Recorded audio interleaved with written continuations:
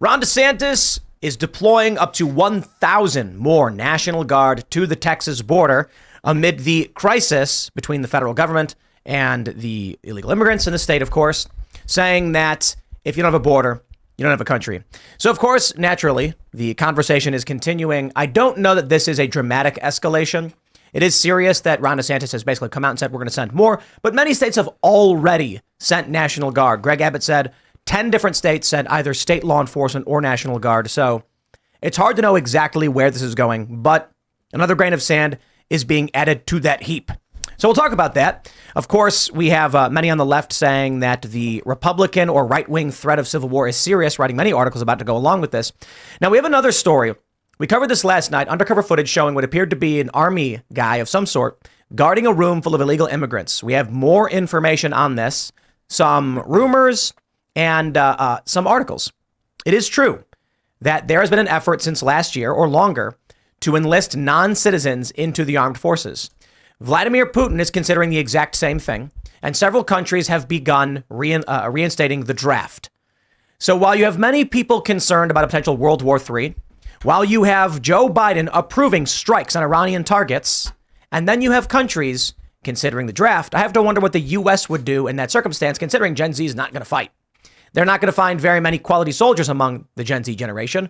And so maybe it is that they're going to start recruiting non-citizens. And we've got the articles showing the bills they have tried to put forward to make this happen. So we'll talk about that, plus a whole lot more. It looks like Donald Trump, right now, if the election were to happen today, he would win. And that's bad news for Joe Biden. But what can they do about it? Before we get started, my friends, head over to castbrew.com to buy the best cup of coffee you've ever had. Everybody's favorite Appalachian Nights is completely sold out. Man, we sold too much too quick. So, we had to have a talk with our distributor and say, guys, we got to pick up. We got to carry more. It's moving too quick. But my friends, Rise with Roberto Jr., the second most popular because it's got Roberto Jr. right on the bag, rest in peace, is available. If you go to castbrew.com, support the show, support our work, and support our physical location, which we will be doing a show at March 5th. And then the actual coffee venue the coffee shop will be open, I believe, around June. But, we'll see how things work out. Also, don't forget, head over to timcast.com, click join us, become a member to support our work directly. This show is made possible thanks in part to viewers like you. When you become a member, that $10 a month goes a long way. It helps us produce documentaries. You can see right on the front page, you got Infringed by Lauren Southern. It helps us produce basically everything, all of the cultural endeavors. So if you like the work we do, you want to see more of it, become a member, and you'll get access to our uncensored members-only show. We'll have one up for you tonight at 10 p.m. So smash that like button, subscribe to this channel, share the show with your friends. Joining us tonight to talk about this and actually not talk back at all is Mr. Bokus, who is currently sitting in Hannah Claire's lap. Yes, it's Bokus and I over here, just controlling the show, controlling the media. That's his way in life. So Mr. Bokus will be joining us tonight because we had a little health scare with him earlier. He got overly excited because, he normally just sits by the door. He's been very sick for a very long time. We've been giving him a lot of medicine, keeping him alive. Mr. Bokus, of course, is a cat for those that aren't watching. But he got very sick. He wet himself, collapsed, and could not move. And so everybody got really scared. And as we are doing pre-production for the show, he made his way up here to hang out. And of course, we will not deny him. So he'll be hanging out tonight. But the real guest, of course, is Brandon Straka. Mr. Bokus got a little bigger fanfare, I think, absolutely. than I did. Well, it could be his I also last wet day. myself and collapsed before I got here. No, but I understand. Such a copier. Oh my gosh. I know. It's pathetic. But no. Yeah, I'm very happy to have him joining us tonight. He's a sweet kitty. So who are you? What do you do? Oh, yeah. So I'm Brandon Straka, the founder of the Walkaway campaign. The movement of people walking away from the Democratic Party. And we just relaunched on Facebook, too. So people, wow. Yeah, you can go to joinwalkaway.com and join because we just got started once again. Right on. Well, thanks for hanging out. We've got Hannah Claire, of course. She is giving Hi. love to Mr. Bokus. Yes, I'm Hannah Claire Brimma. I'm the official Bokus minder, I guess, right now. No, I'm a writer for scnr.com at Scanner News. Thank you guys for supporting all our work. We have Shane with us tonight again. What's up? It's good to be back. Shane Cashman, also a writer for scnr.com, author of the Inverted World series. It's good to be here, Serge. What's up? Yo, just here wearing my favorite Top Lobster merch and hanging out with Bokus, I guess. All right, let's roll. We got the story from scnr.com. Governor Ron DeSantis deploys National Guard to Texas border. Quote, if we don't have a border, then we are not a sovereign country. DeSantis, who ended his 2024 campaign 2 weeks ago, has promised to deploy at least 1,000 troops to the U.S.-Mexico border in addition to the National Guard This will mark the first deployment of the Florida State Guard. So that's distinct. I suppose that's where we're actually starting to see some escalation. Florida State Guard, my understanding, you can't federalize them. No, they're you separate. can't. They're state. So this is where things are starting to get particularly interesting. The concern with Texas National Guard being deployed is that Joe Biden could invoke the Insurrection Act or just make some declaration of, we can't enforce the law without your help. One of the criteria for federalizing a National Guard is they can't enforce the law through other means, which could mean he doesn't need to go and say, oh, Texas are in state of rebellion. He could just be like, we love Texas, but we're going to need some help on that border. So now they're under my command. But the Texas State Guard and the Florida State Guard, not so much. So with Ron DeSantis deploying Florida State Guard down there, this will create a contingent that cannot be federalized. And this will solidify, I guess, state supremacy on the law or the states. Things are starting to get interesting. This could end here, or this could contribute to a larger, look, the federal government is supposed to be of the states. The states go to the federal government, and the federal government is formed basically like Captain Planet. All the states say, with our senators combined, we get, boom, federal government, sort of. Now it's basically like, yeah, we do not see you as in charge, and we are going to take it upon ourselves to unite, come together, and effectively form what the federal government was supposed to be on their own. So they say, according to the article, DeSantis visited Texas-Mexico border July of 2021. He sent both state law enforcement officers and members of the Florida National Guard to assist. He also sent 800 soldiers, 200 Florida Department of Law Enforcement officers, 101 state troopers, and 20 wildlife officers to assist Texas Border Patrol in May of 2023, as well as 5 planes, 17 drones, 2 command vehicles, and 10 boats. Quote, Biden has the authority to close the border today if he wanted to. He lacks the will to get the job done. He lacks the capacity to see the problem for what it is. So the American people are basically left scrambling. It's kind of sad, I got to be honest, that Ron, if he was just doing this while running, he didn't need to campaign at all. That was the wild thing about listening to the speech today, which is it's just a totally different energy. I feel like we had campaign Ron and now we have Governor Ron DeSantis, and they're, he's much more confident. He speaks much more directly. All the criticisms that he didn't have personality, you couldn't say that here. And again, this is something that I think he feels very confident. He's been sending support to Texas since 2021. Different amounts at different times. He sent boats. He sent people. He sent wildlife agents. I mean, he has really reached into every capacity of the Florida government to say we're behind controlling the border. I think this is a good move for him in a lot of ways. I think, personally, I think supporting Texas and what they're doing is great. But I also think generally he is really putting himself back out there as the governor people remembered him as. There's a meme. You know the meme where it's the guy poking the stick at the things? And he's like, come on, do something. Yeah. It's Karl Marx wearing a mask with a smiley face, and Karl Marx is crying behind it. And he's poking Texas and Joe Biden. He's like, come on, do a civil war. So here's an article from New Republic. MAGA's ugly new civil war fantasy should be taken seriously. It's funny because on the right, for the most part, everyone's saying like no civil war. And the left is saying, boy, they sure do want a civil war.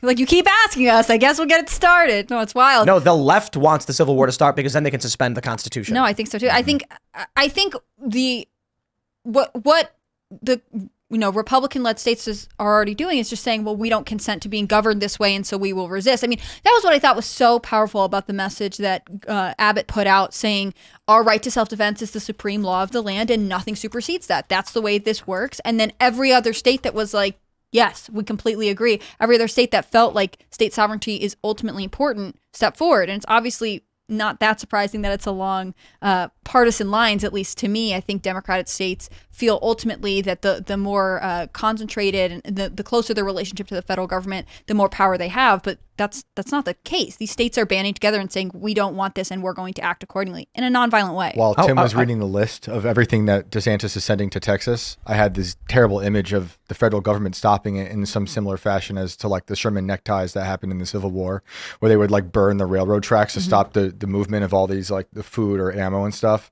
I hope it doesn't come to that, but at some point I feel like they're going to try to stop this from happening. I just think the federal government checkpoints on federal highways. Yeah. Or, I mean, I think the federal government's next move is to say, well, we're going to cut off money to the states that are doing this. That tends to be their move, to say we're going to, use the power of the purse to like say the you don't get sanctions this. on Abbott. But I think that again, this has become such a clear issue, and it's winning over moderate voters too. Being against closing the border is actually not a popular position. Here's what people need to consider. So Ron DeSantis is sending some troops to the border again. I guess, it's Florida State Guard this time, so that can't be federalized. Jeez. Imagine if 8 years ago, someone came to you and said, in 8 years, 10 states will have deployed law enforcement and National Guard to the Texas border in a standoff with the federal government as the feds try to break barriers to allow 10,000 criminal aliens every day to rush through the country. And the states began to reject federal authority. The Supreme Court gets involved. The issue that I think we have to understand is frogs in a pot boiling. It's not literal, but when we're at the point where Ron DeSantis, a governor, announces he's sending 1,000 troops to the border, which is in direct defiance of what the federal government is trying to do. Every day when something small happens, we get used to it. At this point, we've already heard the news that 10 states have deployed National Guard to the Texas border. Now hearing that Ron's adding more, it's kind of like, okay. But imagine how insane it would have been if we went from 2016 to that moment. Nobody would have believed this would ever happen. And I can tell you, because as much as people like to say, like, oh, Tim Pool talks about civil war, I kept saying this will never happen. This is not what happens. And here it is. This is wild. Well, this is what I think is so interesting about the showdown in Texas is it's kind of this manifestation of left versus right, when the left seems to love the federal government. They love everything federalized. They want it as big as possible. They want the almighty federal government to be as big and powerful and domineering as possible. The right is always very much about obviously limited government, but also the sovereignty of the states. And so it's really the showdown between like the states and the federal government. And it is like a left versus right thing. I mean, to this point, right. I mean, it's just like COVID again with lockdowns. Yeah. There was people on the left who wanted everyone has got to shut down, ruin your life. But then we had the states, decide, thankfully, for some people. It also reminds me of the wave of governors that banned TikTok on the, on right. state or on state property, state technology. And it was a wave of Republican governors. I think actually the governor of Nebraska led it off first, like 2 years early, then Kristi Noem, this was the end of 2022 into 2023. But then at the tail end, there were like, I think in total 3 or 4 Democratic governors that were like, yes, this technology is risky. We have to step in and say you can't access it because it's, part of their terms of service means they can access everything's on a computer or browsing data. So if you're a civil employee accessing someone's private information, it's actually a big risk.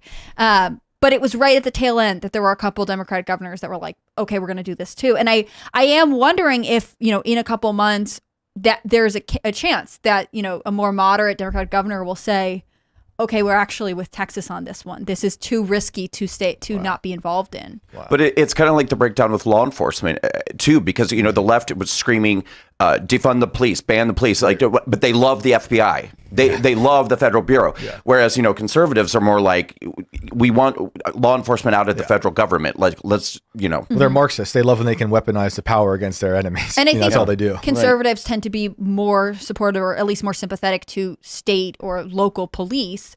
And they are definitely more distrusting of anything on the federal level. Where's the law enforcement, the prosecutors from, say, West Virginia or Texas? Why hasn't any prosecutor in Texas filed criminal charges against Joe Biden? Good question. Just outright. And let them argue he's immune. Is he immune or not? And let them argue, say, look, interview some CBP guys, Customs and Border Protection. Ask them why it is you are facilitating human trafficking. Why are you accepting handoffs from cartels? And when they say, just what I was ordered to do, you can go, okay, who's your boss? And then finally, you get to the guy at the top. You get to Mayorkas or whatever. And then you can say, Joe Biden was aware of this, and we want to criminally charge him. How about you start with a criminal investigation into Joe Biden and let them argue you can't do it, the president's immune. Oh, is he? Well, I guess you got to drop those charges against Donald Trump. Is it your feeling, though, that the average liberal or leftist citizen is behind Joe Biden on this? No. Yeah, okay, because my feeling is that this is Biden kind of acting on his own. I don't feel like there's like a groundswell of support from the average citizen on the left. Not that I've seen. I've seen a lot of people who basically put me in exile for things I've said during COVID come around to being like agreeing with me on most things now. So, but that's just me. Like, I don't know a lot of people. I'm not in New York anymore. Where that's It's a hard thing to defend. Those people exist. Oh yeah. I mean, it but is. New York has been really hard hit by all the immigration stuff, Exactly. right? I mean, again, credit to Abbott. Him busing migrants everywhere. The thing is, with the migrants that are in New York, and I can't remember the whole total, but at one point it was like 100,000 that had arrived in New York. But he had only bused like 30,000 there, which means that there were migrants coming in already anyways. He maybe exacerbated the problem by not allowing them to stay in Texas, but it called attention to an issue that New York was already coming under siege for. And that's something that New Yorkers day to day, I might generalize them as being more progressive than, someone in another part of the country. They are having to face the realities of immigration the way that border communities had to. And so it is an issue that I think is sort of undeniable. And ultimately, there are a lot of reasons. We've talked about, the effect of the fentanyl crisis. We've talked about the effect of human trafficking, human smuggling.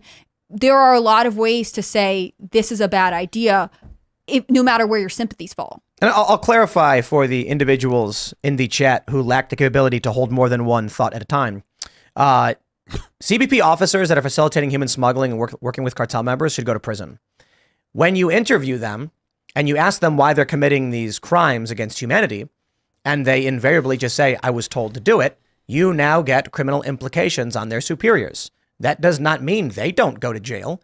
But right now, politically, the question is, does Donald Trump have immunity for the actions he took as president? And the answer is yes, unless he's impeached and convicted. If the Democrats think otherwise, then the political opportunity is file criminal charges against Joe Biden, watch them come out screaming he's immune, and then watch Donald Trump's question get to his trial get dismissed. Generally speaking, conservatives have not gotten wise yet to the idea of weaponizing the courts the way that the left has. I got to be honest, I don't even look at it like weaponizing. But the left is weaponizing, and we're Right. not even. There's no counter reaction. Is what I'm saying. The anti-establishment faction is not even attempting to enforce the law in any capacity. Correct. So when you've got Joe Biden destroying property, charge the CBP agents with destruction of state property. That's a felony. Nope, we're not going to do that. Yeah, hold on. Someone gets an order to destroy state property, and the state's like, well, I guess they're allowed to do it. Is that a joke? They don't do anything. Do you think it's you just described them as anti-establishment? Do you think that's part of it? They don't think about how to use the system to benefit because they are generally anti the system? No. Anti-establishment doesn't mean you oppose governance. It's just there's a reason why the establishment gained the amount of power that it did, and why we're watching them. I mean, it's wild, man. It's a bunch of communists that are willing to say or do whatever they want for power, and then everyone else just keeps saying, "Leave me alone." Okay, well, you keep doing that, they're gonna keep gaining ground wherever they can. Yeah. I feel like I don't agree with it, but I feel like a lot of it has to do with people being desensitized to the justice system being so broken and having no accountability on the left. So when people look at what happened with like the sex tape from the Senate or whatever. Yeah, like those the fact people that they were like, we've closed the case, Right. we can't find any evidence of wrongdoing. Meanwhile, this is the there's staffer who people filmed at himself. J6 getting all this stuff put in prison, all being chased around like Right. we So were listening with Steve Baker. we'll save this one for the larger subject, but the guy who filmed the adult film in Senate, no charges, none, totally fine. Crazy. Well, they can't find evidence of wrongdoing. Like that was the line that There's made literally me a crazy. video of wrongdoing. There's literally a video, and they're like, we don't know. It could be AI. Anything could have happened. I don't get Scary. it. It's But that, scary. I mean, that makes people cynical, and I think that miscarriage of justice or that just sort of blind denial, especially in this case, with comparing contrasting it to J6ers is interesting because the more videos that came out proved more and more that there were so many people who were just waved into the building. I mean, we had the shaman who was escorted around. This idea that there is actual video evidence that some prosecutor has decided I'm just actually going to turn a blind eye to. And in fact, it seems like juries are saying that doesn't count. I think it's beyond that though, because we almost live in separate realities. There's people who look at those videos and still see the thing they want to see. It's totally. It's terrifying. But I think you're right. What you said about the desensitization of losing in the courts. It feels like we're always losing in the courts. And I mean, to me, even just based off my own personal experience, I feel like there is a certain wokeness. Like, I think that even the most... Did you have a jury trial? I didn't. Sorry, I cut you off. No, you're fine. You're fine. No, I took a plea deal, as most people are doing in these cases, but I did have a Trump-appointed judge which did me no favors, trust me. Wow. And in fact, I would actually argue that in most cases, the people who drew the Trump judges they're getting the worst, because first of all, I believe that a lot of the Trump appointed judges actually hate Trump. Just because they were appointed by Trump doesn't mean they were Trump supporters or Trump fans. It just means they have a history of conservatism. And at some point, they probably worked in the Bush administration or, something like that. But in addition to that, I think that they feel like they have something to prove. Just because I'm Trump appointed doesn't mean that I'm going to go easy on these Trump supporters. So I'm going to go extra hard on them. Watch what I do. And I think that's happening with a lot of conservative judges around the country. I think it's another reason why we've lost faith in the courts, even if it's an immigration situation, whatever it is. We just feel like we can't win. Yeah, it's there to doom you. Who's your judge, Kelly? Her name is Dabney Friedrich. Oh, interesting. I want to jump to this story. It's an old story. But last night, we were discussing a video that came out from the Atlanta airport that showed what appears to be a drill sergeant guarding a room full of illegal immigrants while an NGO was inside that boasts they're facilitating these migrant traveling around the country. The speculation at the end of the show was someone said this is where people go for basic training. And so we do have some updates. Nothing I can say definitively. But if you were to lay out all the pieces in this story, it would look like there are a bunch of criminal aliens being brought into the airport in secret under guard of a drill sergeant, potentially to be recruited into the military. I'm not saying that is true. It does also, it's entirely possible that guy just happened to have been sitting there. That's right. A drill sergeant in the airport, sitting in a chair in front of this room full of illegal immigrants, just because he was there and he was waiting for a plane or something. Somebody reached out to us and they said that they may have information and they think, based on what they know, I don't want to get too much into it for privacy reasons. The individual may have literally just been standing there, completely unrelated. It may be that the room in question was a USO room that was allowing criminal aliens to use his facilities. And either way, this drill sergeant, according to the state senator who had his camera taken from him, was guarding illegal immigrants. It does not mean he was ordered to do so. It could just be he as an individual was sitting in front of this room, preventing people from interfering in an operation that was smuggling humans. Now, many people pointed out to me that, in fact, the U.S. has been making attempts to enlist non-citizens for some time. We have this from Stars and Stripes. Senate bill renews efforts to enlist non-citizens in the military. Okay. There's been a lot of talk about World War III. We got this one from Newsweek. You love Dan Crenshaw. I believe it's Dan Crenshaw who said this. Talk of World War III should not deter strikes inside Iran. Yikes. Okay, I guess, but there absolutely is a fear that we are inching towards World War III. Germany, Sweden, the UK, Australia have all started conversations around reinstating the military draft. In fact, Sweden has always had one, but they're telling their citizens to get prepared for war. And now young Swedes are starting to consider whether or not they will be conscripted. In the UK, a high-ranking military officer said it's time to train a citizen army, which is conscription for National Guard, I guess you can call it. And in Australia, they were having conversations about a push to create a civilian army to defend the country if war were to break out. In the United States, of course, we are facing massive shortfalls in recruitment. And then you get this video that looks like it may be criminal aliens going through some kind of recruitment process. I say looks like. I'm not saying it is. Take a look at this from the New York Times. This is a story from January 5th, 2024. To bolster Russia's army, Putin eases citizenship path for foreign fighters. He's seeking to strengthen his military to fight in Ukraine while mobilizing a potentially unpopular mobilization of Russians. If Russia is doing it, other countries have used mercenaries throughout history. I believe the likelihood that the U.S. plans to or is actually in the process of using this mass influx of criminal aliens, using them for war, it's extremely likely. Now, a lot of people said, duh, we've all said this. Yes, we've talked about that very prospect on this show 6-7 months ago. But now it's starting to seem more like a reality. And I think we need members of Congress, probably not going to be Democrats, have to be some Republicans demanding answers and questions as to what we saw in this video and finding out whether or not there are plans to use non-citizens coming through the border illegally, these fighting age males, to enlist them in the military and have them fight in the event there's a major war. I'm going to say this. If you were in charge of a country and you could not get people to join up and you feared World War III was coming, I think most people would be like, we'll take mercenaries. We'll take anybody we can. And I think this is one way they're looking to do it. It just seems like the logical path. And I don't think, some people have said, Tim, that would mean these people care about the United States. No, it doesn't. It means they care about their home in Wilmington, Delaware. It means they're like, hey, I got $1 million property in Santa Monica, and the only way that stands is if we don't lose a war. They will do whatever it takes. Do you think the U.S. would just say, well, we're looking at a prospect of international conflict. We have a shortfall in our troops. Let's do nothing. Or do you think they're going to say, bring them all in, baby? Yeah. So you're saying there's not enough trans people joining the military that they have to do this? Because these recruitment ads have not been successful. I thought we were told that diversity was the most important thing in recruitment right now. No, I think, to be serious, actually, they did increase the amount of trans people who did join the military. But it wasn't enough.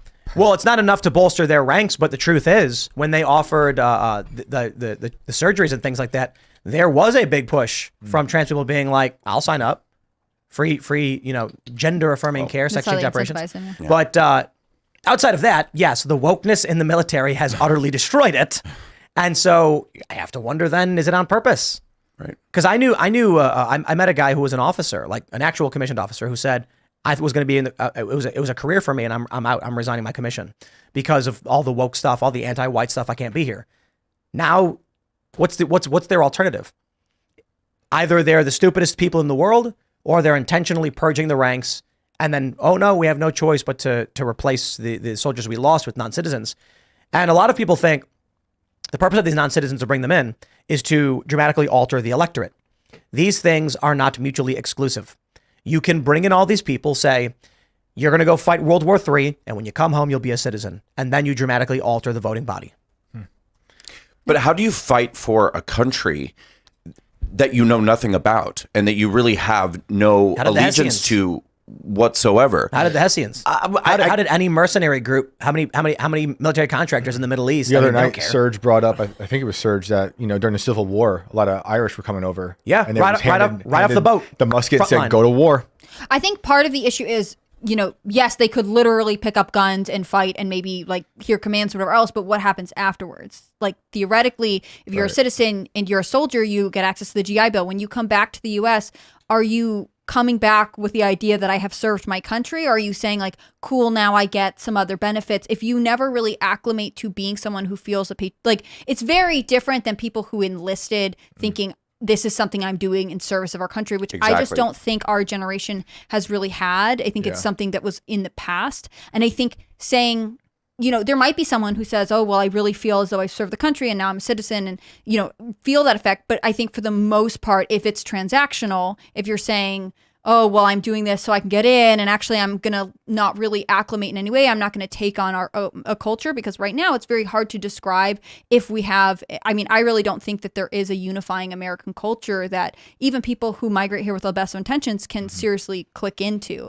And that's just very different than other points in history, including the Civil War, when there was sort of something there that people were buying into. I got to tell you, if you're a conspiracy theorist who believes that there's a bunch of global elite want to take over the world or whatever, the best thing for them would be World War III.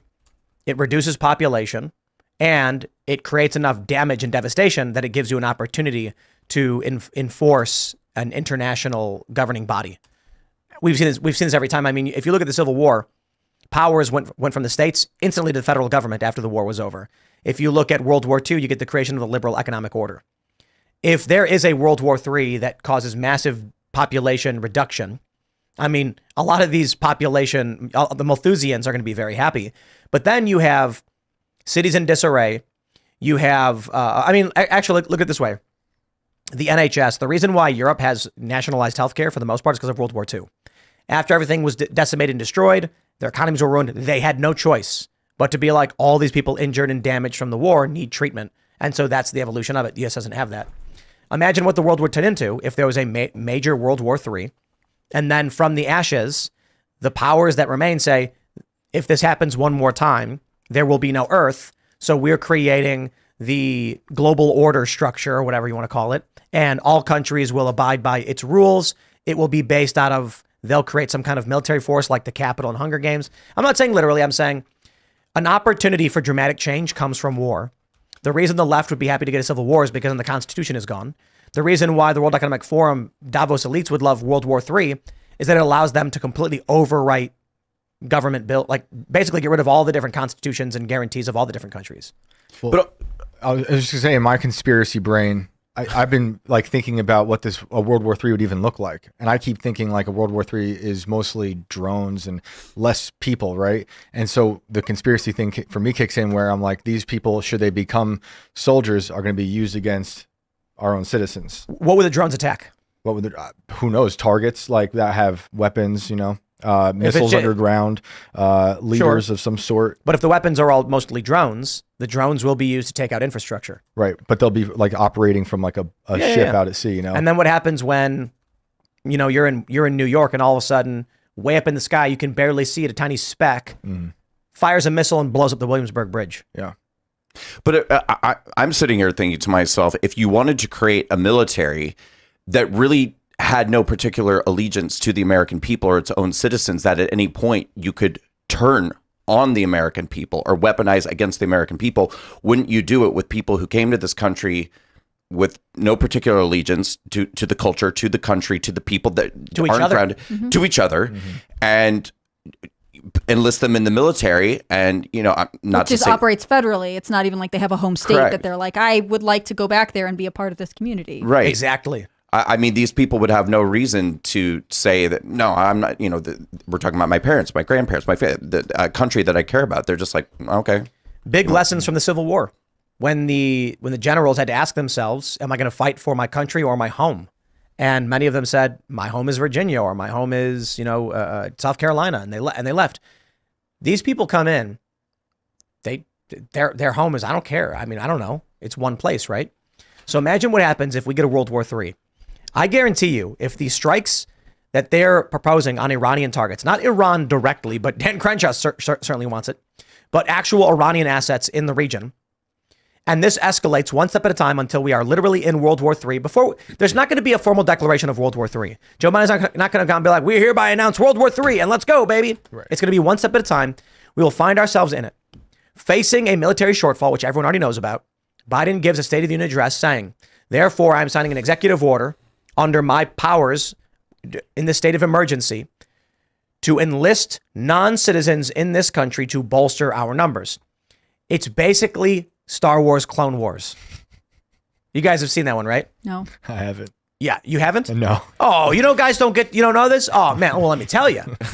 Basically, the separatists want to leave the Republic and they're blockading a planet. The Republic does not have a military force that can stop them. Obi-Wan finds a planet that's mass-produced clones, and they're like, it's your army.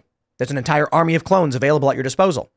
And so they go back to the planet, and they're like, what should we do? And they're like, if we use these clones, we can actually repel the separatists. So they say yes. And then the Emperor says, now that I have all these clones who have no allegiance to anybody, will do whatever I say. He says, go kill all the Jedi. So this is quite literally like the real-life version. The U.S., needing to bolster its numbers for a potential World War III, says we can use all these non-citizens. When that war is over and these people come back, you will have stormtroopers who don't care about you, don't care about your state, don't even know the name of most of the cities in this country, and they will do whatever the federal government tells them to do. And the federal government's been telling them that most of the citizens here are evil extremists Yep. who vote for all White the wrong supremacists things. And they who actually hate you. they hate you. They don't even want you here. right. So if you were, to turn against them, it wouldn't matter. That's why we They're held your the curtain enemy. open for you to sneak in. Yeah. And here's a gun. It's and come wild. back with crazy PTSD from whatever war we sent you to. It's not just the United States, though. If the U.S., I mean, and I don't know what the probability of something like this happening, but let's say U.S. bombs Iran. Iran immediately declares full-scale mobilization.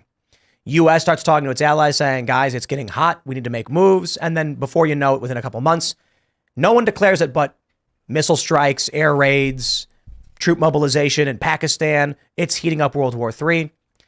Joe Biden invokes a state of emergency, gives a State of the Union address saying we need more troops. The numbers are not enough. We will not lose. There are many. He's going to say like migrants. He's not going to say illegal immigrants. He's going to say many migrants in this country love this country and will fight for it. And we are going to offer them that opportunity. He then creates this massive military force. Once the international conflict subsides and there's mass destruction and death, you now have the opportunity for a global elitist or whatever to say, we can never allow this to happen again. Therefore, we will be creating a global governing body to adjudicate disputes between factions with an international military force called the Global Task Force or whatever. And it will be these people who come from countries where they don't quite care enough. They leave. They will have no problem going to Europe, to Russia, to China. And so there will be non-national military forces. That's a potential. I'm not saying it's true. I'm saying the dominoes are lined up as such. It could land that way. It's not good. I don't like it. No. I'm so glad I have insurrection on my record. So I'm never going to be forced to enlist. It can't happen. I used to be able to play the gay card, but that's no good anymore. Now the insurrection card. But how old are you? 47. You're too old. Go on. I'm too old. I committed insurrection, and I'm gay. Did but you think that it would be that insurrection would get you out of the army and not the gay? I never dreamed we'd end up here. But it is funny that you used to be too gay. Yeah. And they were like, actually, we changed our mind. That's fine. Now That's I'm not too the insurrection. problem. You're way low on intersectionality scale now. Right. Yeah, right. You're a white male. Yeah. And gay is still cis heteronormative, I believe, right? Oh, no, is it not? It's problematic. It's problematic. It is. I don't know, man. World War III or no? What do you guys think? I keep thinking, I kind of feel like we've been in it and just not defining it as such for a long time. But I was just going to say, I keep thinking. As there are way with all international conflicts. Yes, right. I think they're going to go back throughout time, and there's so many pockets of crazy violence, battles across the world, and they're going to, in the future, connect us all, be like, this is the conglomerate of a war. I'm just waiting for the Gen Z historians to take over and be like, we wouldn't call it a war. We would say it was a situationship. We didn't really say what it was. So this is where we're at now. From the post-millennial, Marjorie Taylor Greene brings resolution to censure Ilhan Omar over treasonous statements. I do believe this story shows us the tensions between the political factions. I also believe it shows a lot of it's for show. I got to be honest. Censure for treason?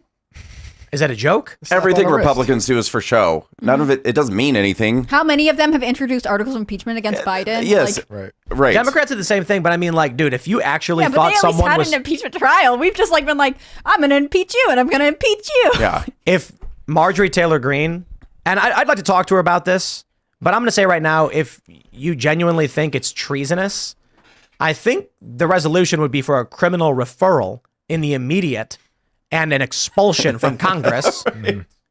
I see your point. Yeah, followed by criminal charges for which the penalty for treason is, but I think it's 10 years in prison or death. Right. That's a bold thing to claim Quite someone a is doing. scale, I will say. Absolutely, yeah, it is. It's a wide range. It's like, we're going to give you a written warning for treason. But Yeah, right, the right exactly. is playing What? the same games as the left. Like, they're taking important words and killing them, right? Like treason. Oh, I know. That's why I keep getting mad when people say it's treason. I'm like, no, it's sedition. Right.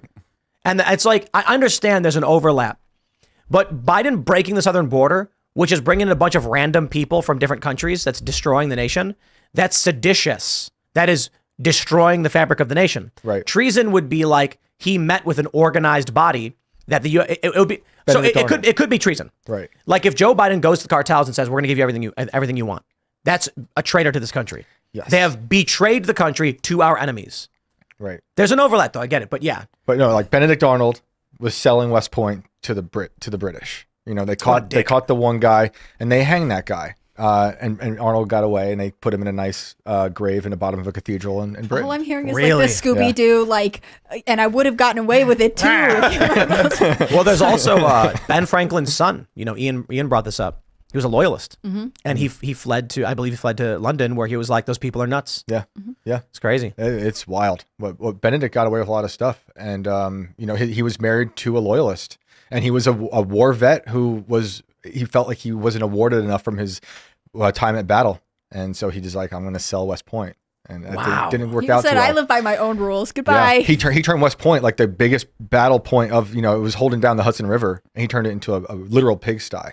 And then when George Washington came by, he was like, what happened here? Where's Benedict Arnold? Go get Benedict Arnold. And then his wife put on a whole display, fake crying, so they say, so Benedict could get down onto the HMS Vulture and take off. Wow, It's crazy. And he escaped. That's loyalty, treason. ladies. That is loyalty. That's treason. Yeah.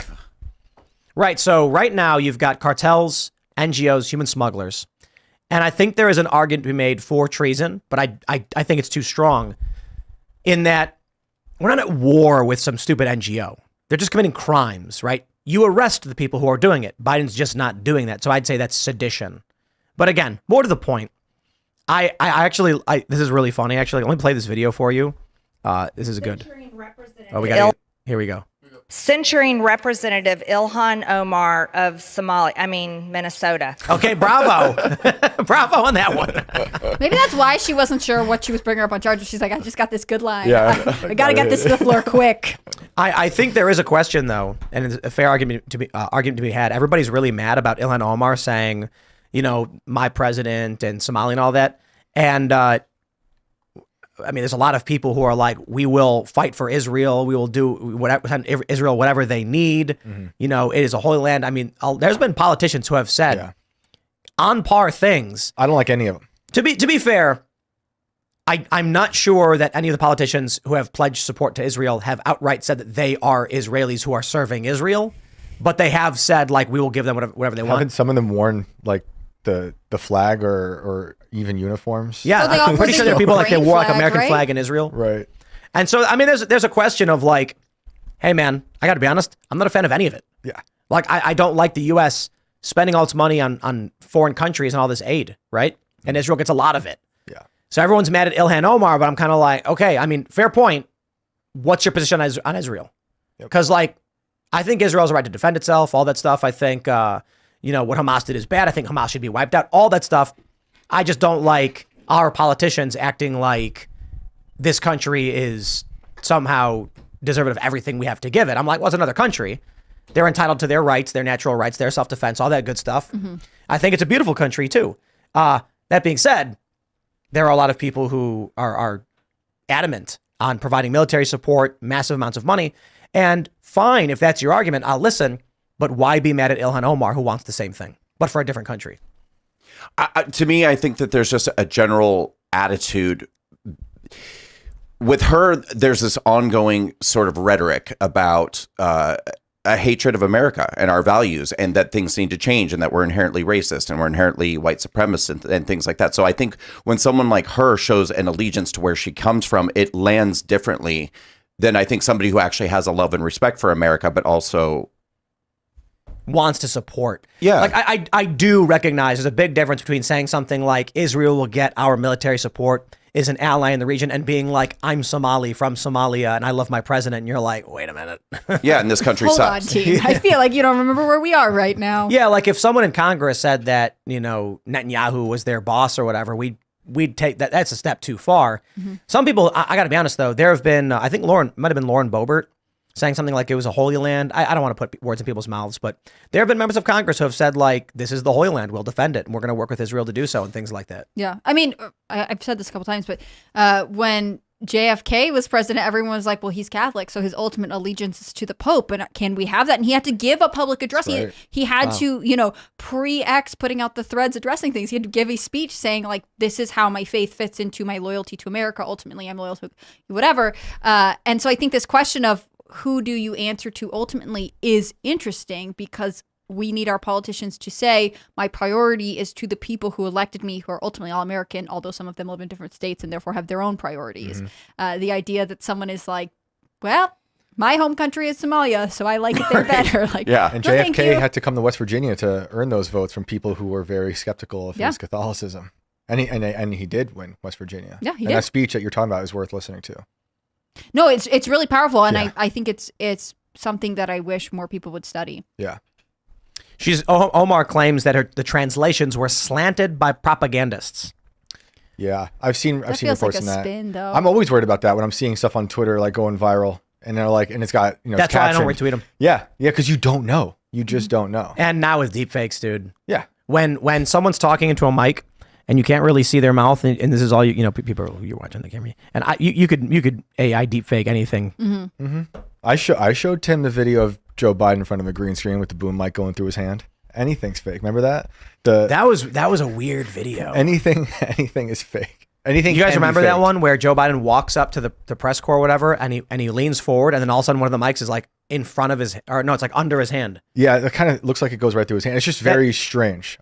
As if he was in front of a green screen. I think he is in front of a green screen. But he does film on a soundstage semi-regularly, He does do that as right? well. He got They a have lot like of- a There were green other screen on angles of set. this Yeah. that looked normal. There were, but I think he's either a clone sometimes, a deep fake, or AI. No, but that's just no, me. no. I don't want to derail the conversation. No, Shane, but it's true. I gotta stop, dude. These unhinged conspiracies have no place in sane conversations. We're clearly in a simulation. Yeah, thank you. Thank you, Tim. Dude, I gotta be Something's up. honest, like, I'm sitting here watching everything going on and I'm like, yo, the world's crazy. Well, I've been thinking about Like, this a lot. why? very Like, crazy. But how do we have that perspective? Like, is it because when we were growing up, things seemed more normal, but now everything's just nuts? Or are we just in some kind of simulation? I was listening to one of your bits earlier about in the 90s when we were all younger and it seemed like a cheerier time. I think that that's was true. great, wasn't it? It was true, but there was more of a curtain between us and the degeneracy happening in DC and outward all over the place. There's no more curtain anymore. So the Well, it was, degeneracy is everywhere. It was the noble journalist who shielded us from the yes. harsh truths of Yes. DC. To let all the warmongers do all their warring. And you didn't have to know about But it. what I think we were a happier country, though. We were happier. several decades ago. I sure. think I agree. I think there was a level of a lot more stuff could get hidden, things get Right. swept under the rug. Like, I'm grateful for social media because it allows certain journalists Yes. who I do trust to bring things to light. On the other hand, the downside is the degeneracy that becomes trendy spreads much more I'm quickly. hoping that degeneracy starts to wane soon. That's my psychotic optimism talking. Well, there was an article in The Atlantic that I haven't finished reading, so no one quote me on it. But it was talking about how there's going to be a Christian revival in America. It's already happening. Which Yeah. I find fascinating. Already happening. Well, and younger generations tend to be more religious. Mm-hmm. I think there was a poll out the other day, and I don't have the source, that said Gen Z males are more likely to view feminism as dangerous or bad. There is a shift occurring, but what will be the long-term effect? Because we've already had people raised in the culture Yeah. of fear and mistrust. Well, yeah, feminism should be illegal.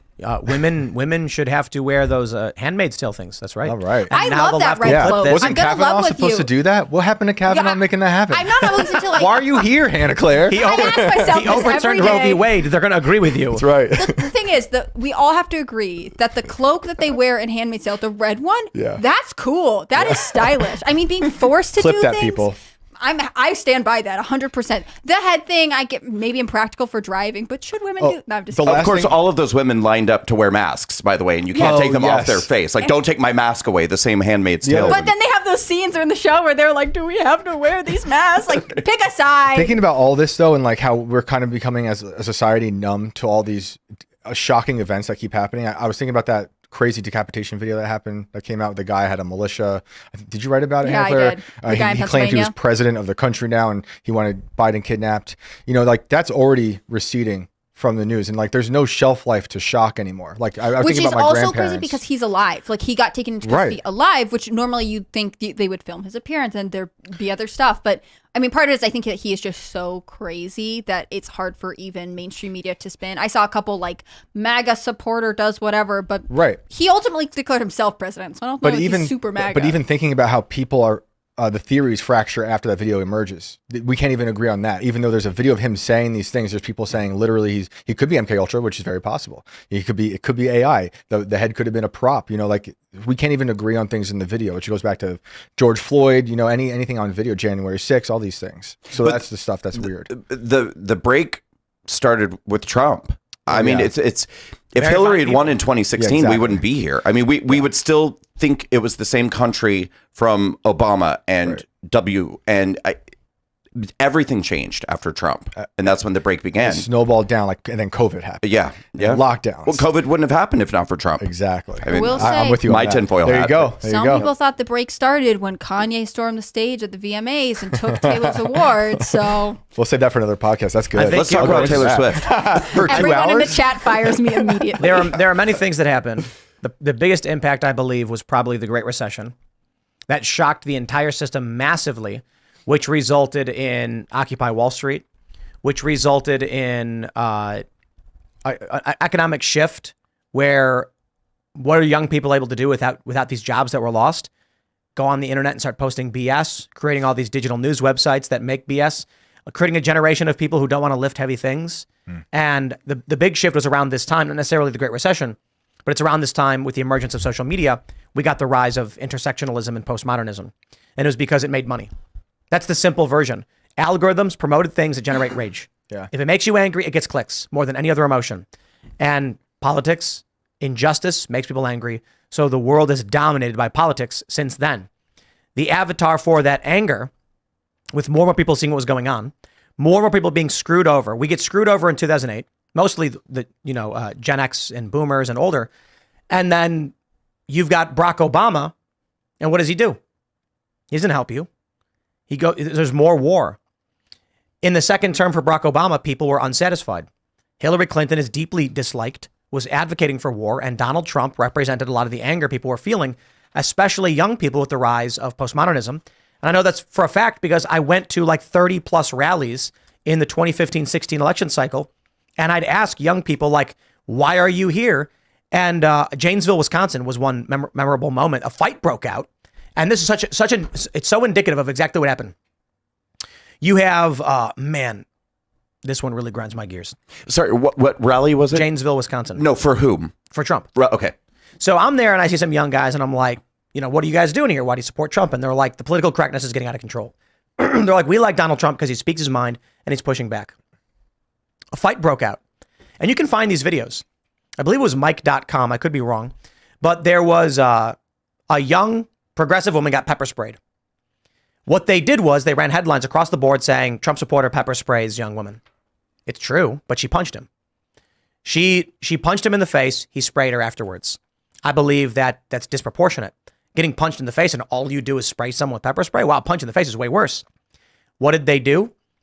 The interaction was about 1 second. The girl punches the guy. He instantly sprays. So when these outlets, I believe it was Mike, shows this argument, there's a white flash and then he's spraying her with pepper spray. The white flash was when she punched him. They literally edited a split second as if it was here's the fight and here's where he did it. When in fact, the whole thing was a few seconds and they wanted to cut out that she hit him first. Of course. This exemplifies exactly where we've gone. These companies wanted to make money. We all saw that Ryan Long bit where he's like, I will sell different footage to MSNBC or to Fox, depending on what happens. And he's like, if it's, when the protester is throwing bottles at the cops, I sell it to Fox. When the cops are attacking back, I sell it to MSNBC. That's the game. So when you get this, progressive woman punching a guy, no one's going to click on that. Nah, your audience wants to see the opposite. Trump's the bad guy. So they manipulate the media. They did that so many times. Sorry to cut you off. I remember I was a Hillary supporter, voted for Hillary. Sorry. But I remember during that time in 2015 and 2016 before he got elected, and it was like we were constantly hearing these stories about Trump supporters throwing black people out there, and that's how. And they would show the footage of a bunch of Trump supporters throwing a black person out. What they forgot to mention was that the black person, in many instances, was a kind of a radical protester who oftentimes was getting violent with people. Yep. They cut all that out.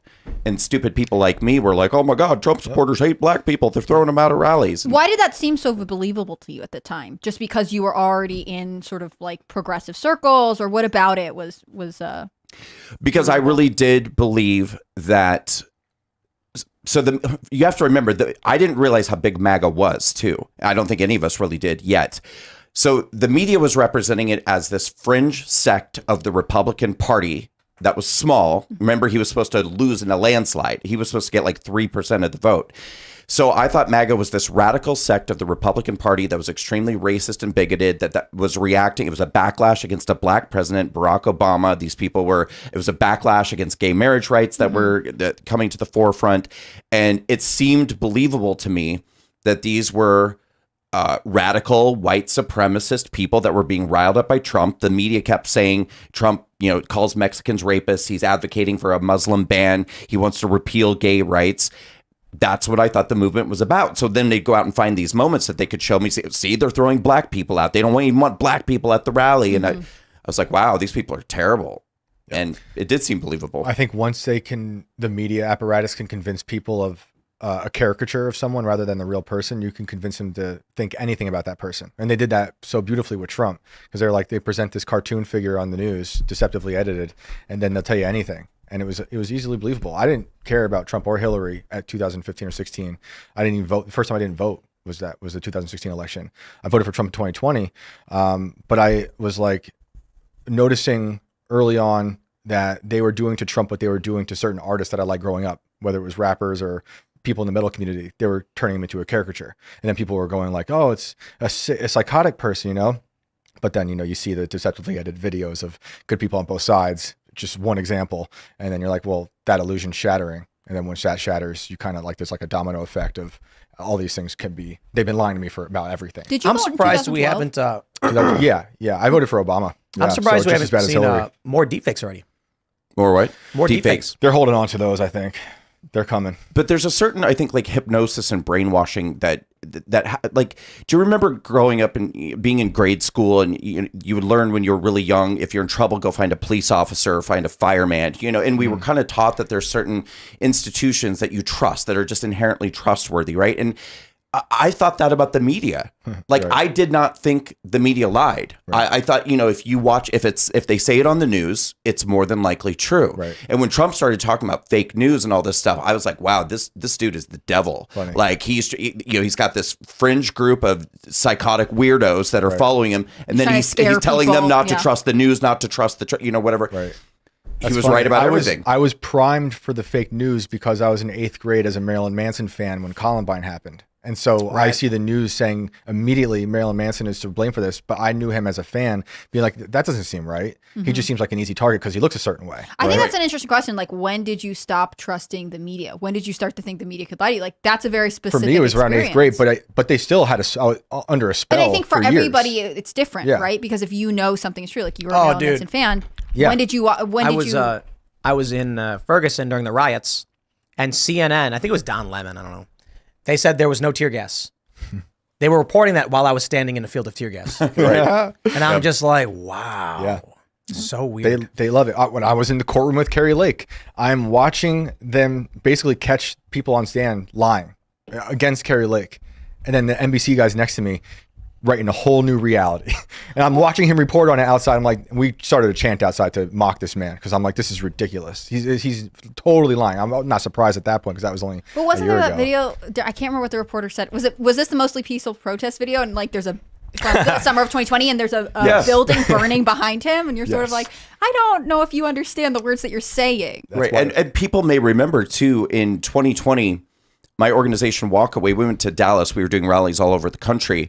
A BLM protester came to our rally, charged the stage, got taken down by our security, and the police came and arrested the BLM protester. Then they came and arrested our security guard as well. So my team and I, they held our security guard for hours. So we went to the police station to find out what was going on. When we got there were like 30 BLM activists outside of the police station holding a press conference. Everybody was there. ABC, CBS, NBC, Fox, Telemundo. Everyone was outside. Yeah. When we showed up, this is on video. People have seen it. About 20 of these guys chased us for 5 blocks, screaming they were going to kill us, throwing stuff at us, taking our phones, smashing them on the ground. All of those media outlets followed us for 5 blocks. ABC filmed all 5 blocks. Most of the media outlets filmed the entire thing. That night on the news, they ran a story. They ran the press conference from BLM where BLM portrayed themselves as the victims of racial injustice at the Walkaway event, mentioned nothing about what happened, even though they filmed the entire This is thing. what Chappelle talks about in his last special about when he's attacked on stage by the homeless person. And then there's basically hit pieces against Chappelle talking to the homeless person and making him the victim. Yeah. Dude had a knife. And what you said a second ago about Marilyn Manson, I mean, that's why they were able to get away with what they got away with Jacob Chansley, the QAnon shaman, Right. Because he looked unusual. So they're like, perfect. He looks unusual. And the left who so loves to be like, diversity and let people be their own person and, not, everyone's unique, whatever. So you've got this guy wearing paint, whatever. They're like, he's a weirdo. Right. Get him, get the weirdo. Right. Yeah. It made no after a summer of riots and fires. You Right. know? And then this little thing on January 6th with a guy with the mask or the paint on, they will turn anyone into the villain. Who ended up being the most gentle person on January 6th. A legit shaman. And the craziest thing, I think, about January 6th is the videos of guys who are clearly Trump supporters, who the first thing they do is they go up and talk to cops and say, what do you need us to do? And the cops are like, help us push people back. And they're like, you got it. And then these guys, they're wearing like, military looking stuff or whatever, but they go to the cops first. They're not fighting with the cops. They're like, what do you need? Get these people out. And they go, okay. And start telling everyone to leave. And they go to prison. Alex Jones is on video saying don't go in. And people keep telling me Alex Jones told people to go in. Right. What? Yeah. That's not how Owen it Schroyer happened. goes to jail for being outside at a permitted rally. They had a permit for what they were doing. Right. Yeah, it's getting crazy out there. Well, let's jump to this story from scnr.com. Shout out to our good friend, Anna Kasparian. She has called for the asylum seekers who attacked police to be deported immediately. This story is wild. I believe it was 5 criminal aliens mercilessly beat a couple police officers and were released immediately without bail. And I sit back and I put my feet up and I go, well, okay, what's the problem? You got what you voted for. Well, anyway, now Kathy Hochul is saying they should be deported. And Anna Kasparian said they should be deported immediately. I love the asylum seekers. I didn't know that we used those terms here, but I suppose if it's true, it's true. Kasparian was discussing a mob of asylum seekers. I wonder, is that on purpose, Cassandra? Dreamers. No, but they all can be like, I am seeking asylum. Thank you, But- even if they're here illegally. I'll tell you how I take it. It's like taking the asylum seeker, the left likes to say, and then saying was a violent mob that brutally attacked police officers. You know what I mean? Anyway, they attacked 2 New York cops in Times Square Saturday night. 7 were arrested and quickly released without bail. The progressive YouTube personality responded on her show by saying that seeking asylum here is a privilege, not a right. Let's see. We have a clip here. If it's too long, I don't want to play the full thing. If we can even get it to play. Let's do that and open it up on the old X and see if it'll play there. These are not people you need to provide cover for. These are people who are in the country claiming asylum. They don't have a right to be here. It is a privilege to be able to take advantage of our asylum program and people. So the left is now saying it is a right, not a privilege. Anna Kasparian is correct. And I got a couple things to say. I'll stress, asylum is a privilege we offer you, and we don't have to. We are nice people. I ain't got no reason to let anybody in my house. If I'm a nice person, I'll try and help them out. The second thing is, congratulations, Anna. You deserve these people because you lie all the time. So have fun. I'll agree with you on the political message. I won't disagree on what you're saying, but I'm not gonna provide defense for someone like Anna who lies on her show, particularly about me. And when the left comes and is mad at her, good. These are your allies and your friends. So bend the knee or shut up because I ain't coming to your defense. She's got a point, though. I mean, it's if you're once upon a time when people used to come to our country seeking asylum, it's because they were really running from something that was like life or death. They were seeking salvation. What if you're Canadian or Mexican? I'm saying if that's the situation you're in, maybe on day one, don't come in the country and start beating up police officers. And, Well, if you're Canadian or Mexican. okay. If you're from Honduras, you go to Mexico. You're Bye. supposed to stop at the next country that can offer you asylum. Instead, they're like, we're just going to keep going till we get to America. Like, if you're in dire need, you don't just like continue on forever and ever. If I was elected a supreme chancellor, the first thing I would do is I would immediately bang the gavel and say, asylum only applies to people who come from countries neighboring the United States. If you flew here, my question is, why did you choose here? Sorry, bye-bye. If you came here from Mexico and you said, here's what's happening, we'll review your case. And I got to tell you this. If everybody who came here came to the border and said, I'm seeking asylum, and they were all Mexican, I'd be willing to actually bring them in and say, okay, you can come in. We'll find you a place. We'll set up a date for your hearing because they're actually from a country where we understand there are political issues pertaining to cartels. People have been killed, and the number would be substantially less. The problem now is they're coming from Africa. Yeah. They're flying from Africa to Brazil, taking it costs like 10 grand to do. And then they get to the American border and they go, asylum? And it's like, bro, you passed through 17 countries to get here. You're done. You were running from a burglar. Bro, he's 50 miles away. There's Yeah. people in Yuma talking about paying. They're coming across the border, paying people to carry their Louis Vuitton luggage. Yeah, I mean, they're it's flying in. weird. Yeah, It's very strange. I mean, this is the same thing. People fly into Canada and cross through the northern border. I mean, we did bring in a certain number of asylum seekers after Biden's botched withdrawal from Afghanistan, right? We said these are people who we've now put in danger. They worked with our government, and we brought them here. But for me, the issue with asylum, and I want to be as compassionate as possible, is that we are saying ultimately we're allowing you to stay here. We're not saying that we're going to let you stay here for a couple of years and eventually when your country stabilizes, you can go back. Ultimately, we're just saying this is a form of immigration that we allow. And I think that's part of the misleading narrative. There's sort of this pretend like ultimately you'll be reunified with your country, but actually probably not. You're just here for good. We need to be more honest about what the things that we are offering the people who come into this country are. I just think it's disloyal. It's not good to mislead the American voters. There are not that many Mexican citizens relative to all of the other countries. And so if someone comes here and they can make a legitimate let's just say a preliminary claim, we can say, okay. Right now what's happening is the Biden administration is opening up the gates, destroying state property, and saying, everybody, just whatever, have fun. And they never show up for the asylum. They are not asylum seekers. That is just absolutely not true. And so this is still propaganda. Anna Kasparian saying, asylum seekers, it's not a right, it's a privilege, already shifting the narrative. They are criminal aliens who have lied to exploit our system and are committing crimes. It is not a right.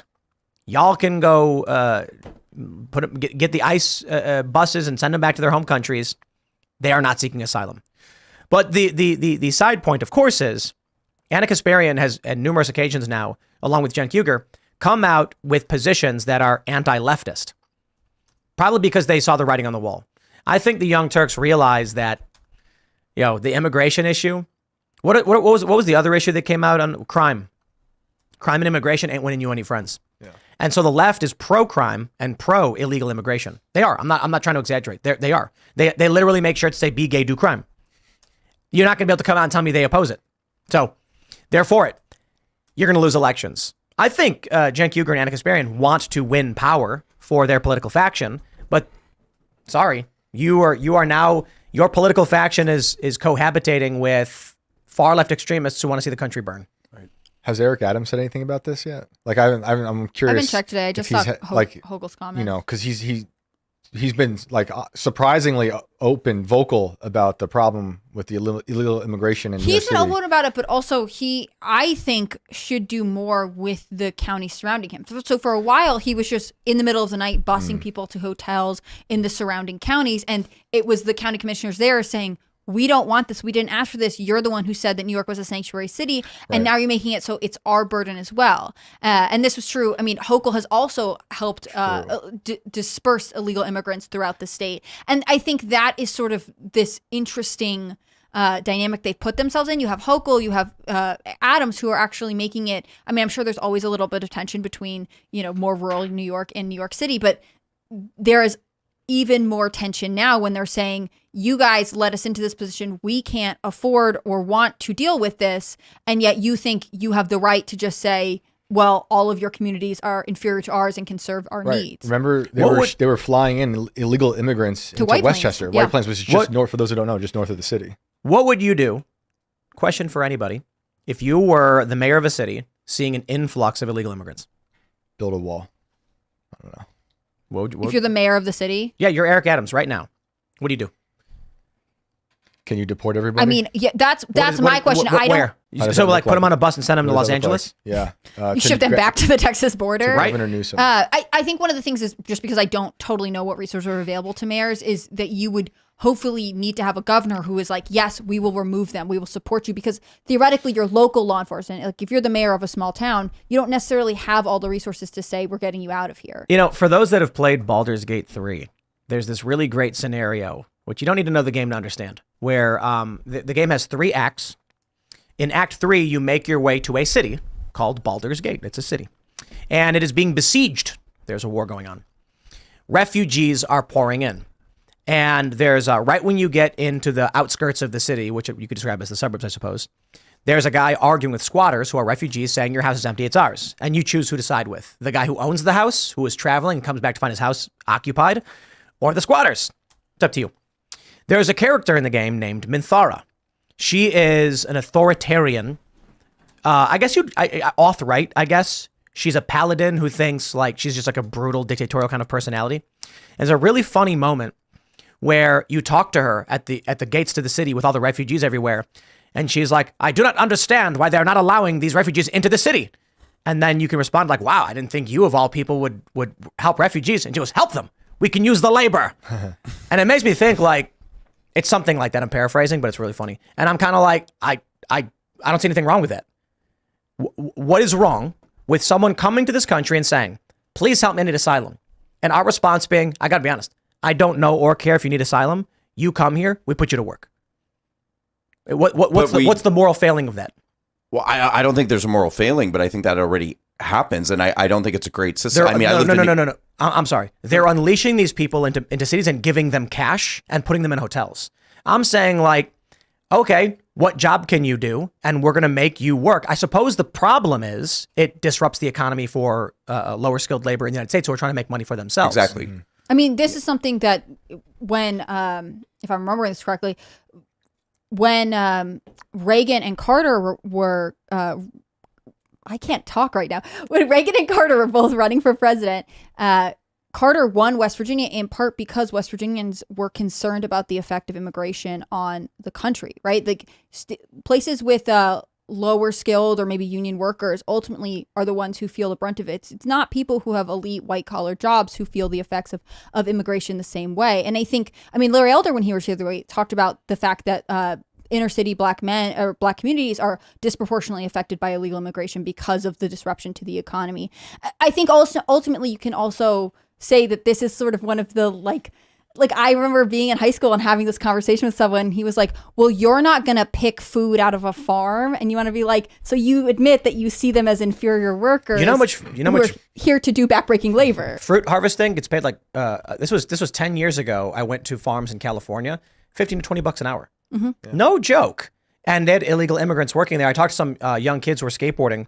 And I asked them, like, what do you think about what's going on? There's these controversies. And they said their parents are undocumented. And so they were born here, but their parents, they work and they're scared about what's going to happen with Trump and all that. And I was like, how much do you guys make picking fruit here? And they're like, oh, like $15 starting. But if you've been here for a while, it's like $20 an hour. And I'm like, I know a lot of Americans who would love to make $20 an hour just picking fruit. The other thing is that undocumented workers or undocumented minors who come across the border, if they're teenagers or whatever, are often the people who will work undetected. You'll see these cases where it's like big manufacturing plant or whatever gets busted for child labor. And then typically you can find out in the release that the children are actually undocumented in some capacity because, they're not necessarily expected to be in school or whatever else because they're not registered in the same way that American citizens are, meaning that they're not protected from some of the abuses we wouldn't subject our own children to. I got it. If I was the mayor of New York, I'd be doing, or Chicago, I'd build a pyramid. Like the Bass Pro Shop pyramid? Just a bunch of rocks. Because I'm thinking like, my question about the moral failings of saying you can come here, but you have to work is not about the economics, which we understand. We understand that disrupting the economy is bad. The question is it morally wrong to make an asylum seeker do work? No. No, I don't think so. I think, if you come to my house and say, can I crash on your couch? I'll be like, do the dishes and vacuum the floors and you contribute and you can stay here. Like I'll pay the rent, cover the utilities. We trade, right? But what do you do? What could Eric Adams do? You can't deport. Deporting internally in the United States just means putting him on a bus and sending him somewhere else. That's basically what was happening with DeSantis and Texas. That's what Giuliani did to the homeless. That's right. I got deport them them in my neck of the woods. Yeah. But what if? And you don't want to put them to work because then they're going to disrupt low skill labor for the people who live in the city. So they need to be occupied.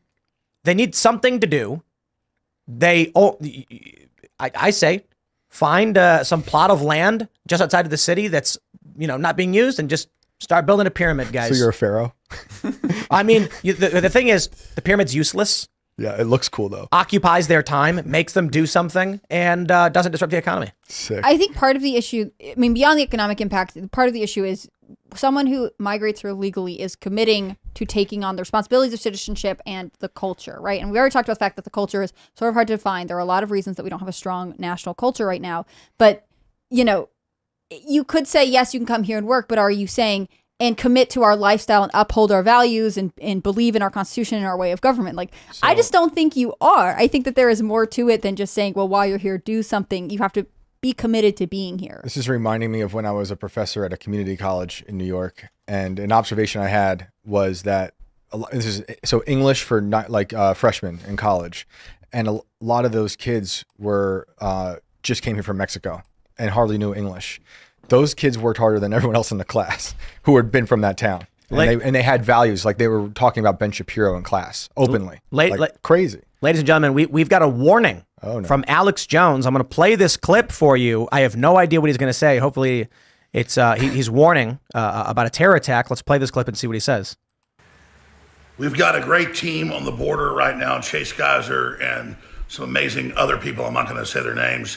And they met with good federal agents today who showed them the memo that they're saying imminent white supremacist attacks in Eagle Pass. Now, Whether that's a real threat or not, the point is, good people gave us this information, and it fits into the whole Biden narrative to demonize the American people and to try to legitimize a totally open border and all the crime and all the sex trafficking that's happening. So obviously, we believe it's probably a false flag. There are some actual crazy people out there as well in this whole crisis that America is in right now. I'd say 90% chance that, yeah, they're probably provocateurs. But regardless, this is real intel. This is real information. We've got crew down there right now. We're reporting on it all at Infowars.com/show. I'll be on the air tomorrow, 11 a.m. Central, on my regular show, covering it all as well. But our crew is down there at the border, and this comes directly from high-level sources. So this is major breaking news that the feds have told the major Border Patrol facility there in South Texas, prepare for imminent white supremacist attack on the Border Patrol. So we're getting this out ahead of time. Hopefully this exposure will stop it if it's actually a real plan. I don't know all the answers. I don't know if it's a false flag. I don't know if it's false info from the feds. I don't know if it's a real. I don't know. But the report from the feds and the memo is 100% real. So, ladies and gentlemen, let's pray for the Border Patrol and others down there.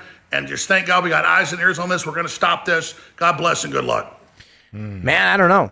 We do know in this story from Daily Caller, ICE confirms it finally nabbed terrorist allowed to roam free for almost a year. The guy who was in Pennsylvania who beheaded his own dad was known to the FBI. Yeah. So I kind of wonder about these things, but I don't know why anyone actually aligned with Trump would go and attack anyone down there. I know why the feds would stage something. This is why, looking at everything going on right now, Trump is leading. CNN's projected Trump to win if the election were to be held today. For what purpose would someone decide to destroy all of that? You're anti-Trump and you're anti-Christian if you're doing that. Like the guy with the manifesto with his father's severed head. He claimed to be Christian, claimed to be... These guys are all... They're not. They're not. They're the anti that, and they're either, I believe, feds or accelerationists who don't care, and they want to just see the whole country burn Or so they can step in Moan's and do case, whatever. I think, actually insane. Might be. I still don't insane. know, because he could just be ultra, like MK Ultra insane. That would still be crazy, though, yeah? Still insane. No matter how he got there. But that would mean that he's been weaponized by the government to be insane. What about the guy who was found with all the weapons? Right. In that, what was it, like a was theme it a park mall or something? Yeah. Or And the he said, guy. He said, I think it was a theme park. He's like, I don't want to do this. I didn't want to do this. I just wanted to come here when it was closed or something like that. Or the guy in Maine who killed all those people. Who was also, the one that was just this past fall, I believe. Oh, and he was found in a, box truck. At the dumpster outside or something. Something like that. But he killed a lot of people. At And Walmart, yeah. He was also at a mental institution prior, hearing voices, then let loose. Well, there was that transgender identifying person, I think in Oregon, who was arrested before an attack happened, but had been known to the FBI, posting all kinds of things. Interesting case because the person was both biologically male, identified as female, and also said that they had been going to white supremacist rallies with their now deceased boyfriend. Right. It's a very weird story. My gut tells me stuff like this, if you are out there being a part of this, if it's going to happen, you are probably being set up, and it's a Governor Whitmer situation where there's 20 people and there's 2 of you, and they're going to destroy you and then use you to destroy the rest of everyone else. Or activists come down and one guy they don't know shows up because not everybody knows each other. Yep. Starts some kind of conflict. Ray and Epps then, shows up. Right. Well, at it's the not. border. Look, at Occupy Wall Street, what would happen? And I believe it was actually leftists that would do this. I know they actually had this in their plans. You find a peaceful protest. Again, far left. We would call them black bloc anarchists at the time. Now we'd refer to them as Antifa because it's just like the name. Yeah. 50 peaceful protesters organize a rally saying we want to hold up signs. The left wants to radicalize them. So what they'll do is they'll have one person dress up in all black, go into the middle of the crowd, and then chuck a rock or a bottle at a cop. The cops then bring out orange netting and wrap everybody up and arrest all of them. Then when all of these people, you get some 22-year-old college woman, she's in jail crying, being like, I don't understand. I was just standing there. And then the person who orchestrated it goes, you see how evil they are? You should join us. That's the game they play. It goes back to what I was saying earlier about caricatures. If you can convince people of a caricature, and there's already a caricature of the MAGA extremists, Biden had a whole speech about it. They're the biggest threat. This is confirmation bias for the people who buy into the caricature. It's crazy. And I talk to a lot of people about this, and like whether my family who aren't as plugged in to this world as we might be, and they'll be like, how could you even think that? It's grotesque to even question this. It's a terrorist threat. It's a beheading. This is awful. It is awful. But when you know about things like Operation Northwoods, that were people like the Joint Chiefs of Staff planning horrible false flags to start a war with Cuba, it makes it so I have to question anything. And I know I have a skepticism bias with reality, and I'm very like reluctant to believe anything. That's my own problem. But you kind of have to lead with that in times of war, which I do believe we're in a time of war. But what is a white supremacist attack? I mean, we talk about this like it's a thing, like we know what that is. Right. Like, Well, yeah, they're example going to of- blame it on some type of contingent that they can match up with the Justin Moan type character and anyone else from, J6, who knows, and then talk about it and being like they're going to go bomb a border patrol. But Who knows? in the last 8 years, and honestly, probably more than that, there are only 2 incidents that they can even describe as a white supremacist attack: Charlottesville Right. and January 6th. Right.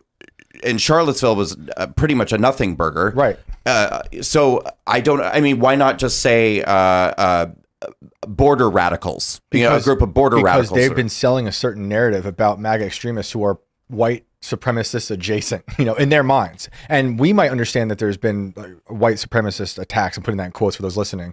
But to them, they think there's been a whole slew of white supremacist attacks. I'm just going to start But this calling- is the FBI saying it. Right. This isn't Alyssa Milano. Right. I mean, the FBI is there the a one being like, difference? oh my God, the Is white there a supremacists difference? are coming. Right. Well, what is the I'm just history? going to start referring to leftists as white supremacists. Well, they are. They legit are. But this is the thing. We do think they are. Segregation, the Exactly. speaking down to black people, the Exactly. believing black people aren't smart enough to get IDs. They're white supremacists. Right. The thing is, whatever our faction is, we try so hard to steel man and actually honor the arguments, but that doesn't work for the average person who's apolitical. Yeah. So, let me just say that the Krasensteins are white supremacists. I think they genuinely are. I think Anna Kasparian is a white supremacist. I think she genuinely is. And I'm not trying to be funny. I think these people hold views where they'll deny, of course, we're not white supremacists. But if you were to bring up, like, is a black only space permitted? They're going to say yes. And they're going to make an argument that is overtly racist. They're going to be in favor of affirmative action. What does affirmative action mean? Affirmative action at like Harvard, for instance, this lawsuit, an Asian kid, 2 Asian kids, what the left does is they look at them both and they go, they look like each other, so they're not allowed in school. That's racist. That makes no sense. Yeah. You could get an Asian kid from South Central who's like not the same culture as a kid from China, but they're just like, but they look the same. So we're not going to, they're racist. They're white supremacists. Mark Cuban is a white supremacist. Mark Cuban is absolutely a white supremacist. I will say this unequivocally. Mark Cuban, I hope you hear this. You are a white supremacist. You are. I mean, he's even reposting all these posts from people talking about Jews, That's right? Thinking he's being clever by doing it. I just think the dude is a deep-seated white supremacist. Yep. His whole view is that. So Mark Cuban made this argument that if you have too many white people, you need to start asking this is a remarkable white supremacist argument he made. He's like, you run a successful business for 5 years and you look around and all your 30 employees are all white. So you think, I should hire a black woman. You're a white supremacist. In your mind, the idea that you're surrounded by white people with a successful business, I mean, think about where that starts. What he is telling you is his business succeeded on his predisposition to only hire white people. Okay, let me stress this. He doesn't understand that he's saying this. What he is saying, projection is everything. When someone says something to you like, I'll tell you, I knew someone who worked at Fusion when I worked there, and she said to me one time, she's like, be honest with me, Tim. Like, how many of your friends, like you hang out with the guys, like how many of them are joking and laughing about like raping women? And I was like, are you kidding me? None. And she goes, no, come on, be honest. Like how many? And I was like, 0. Are you for real? In her worldview, when she sees guys, she actually thinks they're all having parties talking about raping women. Right. Genuinely from this feminist narrative. Mark Cuban, in his mind, is thinking businesses are predisposed to succeed with tons of white people working there. Mm-hmm. I don't have that preconception. He's quite literally, the fact that he made the argument scenario, it's been 5 years, your business is successful, and you look around and it's all white guys. I'm like, okay, what makes you think that's the scenario to choose from? That could be you're in a majority white neighborhood. They exist. And then he immediately says, I should hire a black woman. Yeah, because you're racist. You think that a black woman's perspective is fundamentally different from a white person? Absolutely. Yeah, that's racist. Soft bigotry of low expectations. I mean, beyond that, Yeah. it's the assumption that I shared with him that video I saw this weekend. It's from Jubilee. It's awesome. 6 black guys and a white guy all wearing blindfolds. And the goal is to figure out who the white guy is. And they can't. The white guy talks and he's from South Central. They can't figure out who he is. They vote a bunch of people off. They vote black guys. They vote for black guys to be white. They're like, that guy sounds white. He's out. I said that to him. I'm like, imagine you actually put on a blindfold and tried to hire the black woman. Or imagine you looked at a resume and tried to hire you wouldn't be able to. You might look down and be like, they went to school in South Central. They must be black. And then a white guy walks in. You're like, huh. Mm-hmm. Because that the argument he's making has nothing to do with it. So anyway, long story short. Oh yeah, Mark Cuban, hands down, is a white supremacist. That's not an exaggeration either. Just because they're doing the the royalty of, but we're so much better than they are. Right. The lowly people need our help. That's what he's doing. They'd be nothing Which is without awful. us. That's like an awful, Yeah, he's awful racist. Yeah. They literally think that they need you I'm to tweeting survive. You Yes. should. Yes. Also, somebody should clip that segment because it was Yeah. hilarious. While we're at it, can someone make like some pictures of him in a certain white hood, perhaps? Mark Cuban. I think he needs that on Twitter. I don't know about any of the meme stuff. I'm just- Disavow. Tim's not asking for that. That's me. Just send those directly to Shane Cashman. Yeah. It's better than the Pelosi AI things I've been getting. So you're still getting them because you like They've slowed them. down. They've slowed I down. feel like you're seeking them out at this point. You're Yeah, still getting them. Imagine that's my thing. I just think it's interesting that, like, when we hear terms like white supremacist attack, it's like we've all become so conditioned Right. to believe that that's a thing. Right. But there's literally like no precedent and no history to There's- back it up. Like Right. when the McCloskeys went out and protected their property, it was, BLM came into their neighborhood, they went out there because there was an established precedent of BLM doing that. They knew what was up. They're like, Right. you guys are coming here to throw rocks through Well, our windows. it broke into their property. Right, but what I'm saying is they knew to protect their property because there had been weeks and weeks and weeks of this movement going out and doing violence and damage and Burglary. vandalizing property and things like that. We know what a BLM attack is. There was a reason why they had an instinct to go out and protect their property. But what is a white supremacist Well, there attack? was What this is study it? that came out from the ADL, and I think it was I think their 2019 like extremist report, and the conclusion was white supremacist is the biggest threat to everything, and they were going through all these examples, and it's really broad the terms they describe it in. Yeah. Anyone who has a white supremacist tattoo who's involved in a crime, that was considered a white supremacist attack. One of these examples being a man who was involved in some prison gang that's like white supremacist affiliated, who with his wife murdered his 2-year-old child and like kept the body in a freezer, and they were like, that's a terrorist example. That's an example of terrorism. Or they included the Parkland shooting because I guess I can't remember his name Yeah. now, but the shooter had, I guess, maybe drawn a swastika on something. But even in the report, they're like, this shooter specifically said this was not racially motivated, and the police have never considered it a hate crime.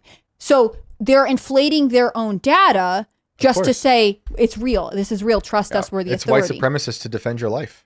How dare you? It's That's crazy. why Or to have an Classic American trouble. flag in the front of your house. Yeah, or to do this. Yeah, Yeah. that's why none of this means anything anymore, and why I keep telling people like, don't be afraid of being called names for standing up for things that you know are logical. That's the thing that I think has taken a really long time, because I think this fear of being called racist kept a lot of conservative voices in submission throughout the early 2000s into 2010, whatever else. And again, because Trump got called racist so much, and people were like, I don't think that's the case. I think that's wrong. It started to sort of fall apart. But I think there is that label. I think that fear of being labeled or being misunderstood within your own community, you don't know what the social ramifications are, is enough to quell people from speaking out. He also wasn't defensive about it. He was called a racist for years and years and years, and people watched as he just kind of like went on with his business and did the next thing. People started to realize like, oh, maybe I don't have to care about that so much. Yeah. Maybe I don't have to sit around worrying. Because all his the time. behavior was going to prove himself either way. Look at his history. He happens to be friends with lots of black people.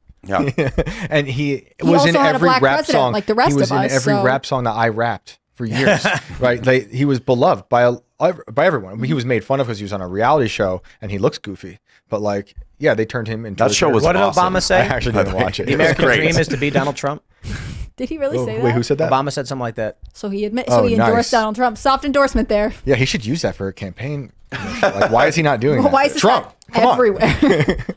We need this. Oh man. Is this a we're deep searching fake, for Tim? Reuters says it was a misquote. What is it? misquoted. Oh, They're like Darn it. disavow Darn that. well, now we What see. does it say? Oh, okay. He said something like that. He didn't write it was the American dream. He mentioned him. He said, Americans have a continuing normative commitment to the ideals of individual freedom and mobility, values that extend far beyond the issue of race in the American mind. The depth of this commitment may be summarily dismissed as the unfounded optimism of the average American. I may not be Donald Trump now, but just you wait. If I don't make it, my children will. So he admitted that everyone wants to grow up to be Donald Trump. So Which is it's also a good. paraphrasing. It's a paraphrasing of what Obama said. That so actually I think that quote is actually apt. He didn't. It's not a literal quote. Obama expressed the idea that it is the American dream to be Donald Trump, and that I got to tell you, Barack Obama said he hopes his children grow up to be Donald Trump. Yeah. That's crazier. Can we get that quote? I mean, that's wild. I'm having so much fun with the AI stuff now that I don't do it though, but I think someone should also create Barack Obama with Lil Pump's Trump tattoo. And we should just plaster that. This is going to help. This is going to help. See, I don't Trump. like that stuff. That's the thing that like bothers me about AI, which is that, you know, it's funny to us in like the meme sense, know. but ultimately you don't know what someone's going to twist and put out to you and be like, this is real. I know. I feel like I'd rather just say, everyone stop using it immediately. It also bothers me because the more you engage with it, the more it learns about you. And That is how I don't feel. like that. I actually despise AI. I think it should burn. I don't like it. I've never actually used it, although Except it's been you want so other much people to fun use it. to do it through other people. Thank you for whoever made that Taylor Swift tool thing. But yeah, no, I think you should actually burn AI because it's going to take everyone's jobs eventually. Well, yes, I hate it too. But the reason why I hate it is because now people can use it to draft emails and things like that. Yeah. So it's like when I'm hiring staffing positions and I'm getting these really nicely written emails, which is very, very important to me. I'm like, you know, if you can't, if you have bad grammar, if you're a bad writer, I'm like, Yes. I don't think this is going to work out. That's like a big thing for me. Yep. So then you're kind of fooled into believing this person has skills that they don't have. And then all of a sudden you hire them and you're just like, you're an idiot and you can't write. How did this happen? Facade. Yeah. Facade. There's artists using it to make art. To do songs, you know, I genuinely think there will be a future not too far away where your favorite artist, if I wonder if you'll be able to differentiate their AI song from their own song because they might shift to just having AI do it, or they're dead. You know, they've been gone a long time, and the record label's like, hey, we got this old Johnny Cash song. Here it I goes. don't like it at all. Well, it's probably even we're more. we're well beyond that. Yeah. We are a year away from being like, whatever your AI's name is, Ian. Play me a new song by Tool, and it will just auto-generate everything in their style with their lyrical sense and presence and everything, and it'll just make a song. Would you crazy. be interested in listening to that song? I don't know. I mean, it's the one important thing people need to understand is a big component of music is an attachment, an emotional attachment to nostalgia or to the past. Yeah. So, for instance, many of you may know a song you never actually cared for when it's on the radio, but you've grown to like. It reminds you, it connects you to those memories. The kind of music you like obviously it's inherited. It's you get it from your parents.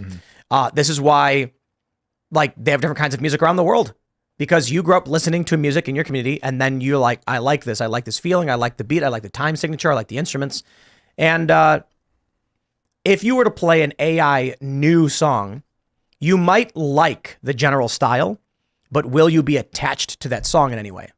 Well, we wouldn't, but young people who have no past, history with Only music or relationship with music. Only if the song is distributed. If you tell an AI to make the song, who's distributing that song to anyone but you? This is something Post Malone told Joe Rogan about that really is weird to me, and it weirded out Post Malone that people could make songs by him but personalized to them. Yeah. So then it would mean something, but just to that person, right? Yep. But it's him. It sounds like him, and they're singing like he's singing their name. Yeah, I reject all of that. I don't like it at So all. don't take any of my suggestions from AI. Hannah Claire put me in my place. You're right. Sorry. You just have to be on guard about AI always. Arts, video games, everything, it's over. I was talking about Baldur's Gate 3 a moment ago. We are only a few years away from full procedurally generated there's not going to be a GTA 7 or 8. It's going to be GTA I. And it's going to be like you're going to download the game, you're going to load it up, and it's going to procedurally generate a unique game experience. All the voice acting automatic. AI will just do it. So we're talking about the gap between what are we coming up to? Actually, it is GTA 7, isn't it? I'm not sure. What's the new one that's coming out? Is it 7? 6? 6. Is it really? Okay. So then whatever it is, there's not going to be a next one. The next one is, it took so many years to make this one that by the time they're ready to make another one or planning on even releasing one, it'll all be AI and procedurally generated. You're going to boot it up and it's going to be like, what kind of character do you want? And what kind of scenario do you want? And you're going to say 1920s mobsters and give me Godfather kind of vibes. And then it will just make you your own game, storyline and everything. See, it makes me want to hold on to real life things even more than it makes me want to go to a concert with people who love an artist and stand in the crowd and hear that song.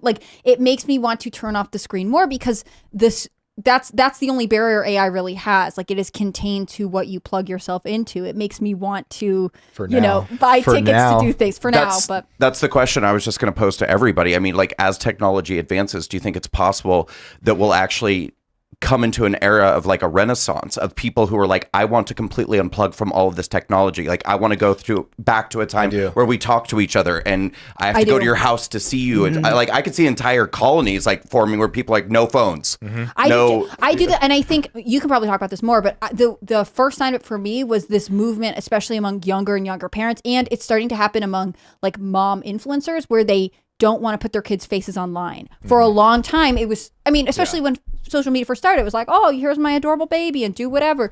But more and more people are saying from the get-go, I don't want my kid to have an online presence. I want them to be able to consent as an adult. It shifts the relationship and people are more fearful of the internet. I don't necessarily agree. I agree somewhat. We talked about this story treatment. I was talking about the members only, the last city and what happens when humans migrate underground and all that stuff. Some people, a lot of people, but at 95%, they're going to plug in 2 seconds. Anything you want, you will be given. There's literally no reason. If the person says to themselves, man, I long for a world where we don't use these phones, we don't play these games, and it was like the 90s, man. Oh, well, where are you going to get that? Are you going to go get it in your farm community and you're going to tell everyone not to use your phones? No, you're going to plug in and you're going to tell the machine to give you to. And it will give you your world where you can interact with fake people. And for all you know, you're in it right now. It's funny because when I moved down to West Virginia, I kept telling everyone in New York, it's like the 90s here. Third Eye Blind's on the radio every day. Yeah. It's amazing. Everything felt like the 90s. But there's Don't still tell them the secrets. Shane. But there's pockets of the people who are obsessed with the internet everywhere, and the internet condensed the whole world into a little small town. I'm not convinced. I know you have to. I think in 2020, look at how radically different people handled the shutdown. There were so many people I love the shutdown. I hate being around people. I hate going outside. It was the greatest era of my life. And then a lot of people got chronic depression. I'm very much a social person. For me, it was terrible. I hated it. And I think that I think it sounds very lonely. I think a very technological future sounds incredibly lonely. And I think for people who crave socialization, they're not going to be okay with this. They do a lockdown in New York. People are furious and upset. And they say, don't worry, plug in your neural implant and you guys will be, you will experience hanging out in New York as if you're not in lockdown and you won't know the difference. And so there will not be depression and loneliness. Not just. But there is a difference. There's a difference. And some people, I think the overwhelming majority of people will not experience it. Some people might be like, it's fake. I can't take it. I can't take it. Right. Most people are going to be like, I can't take being locked in this box. They'll plug in. The world around them flashes as their mind enters the digital metaverse. And in this digital reality, they can still talk to their friends. It is actually their friend that they go downstairs. They walk into the bar and they say, meet me there at 7. They walk in. Everything feels normal. Feels the same. They order a cheeseburger, tastes the same. Everything is indistinguishable.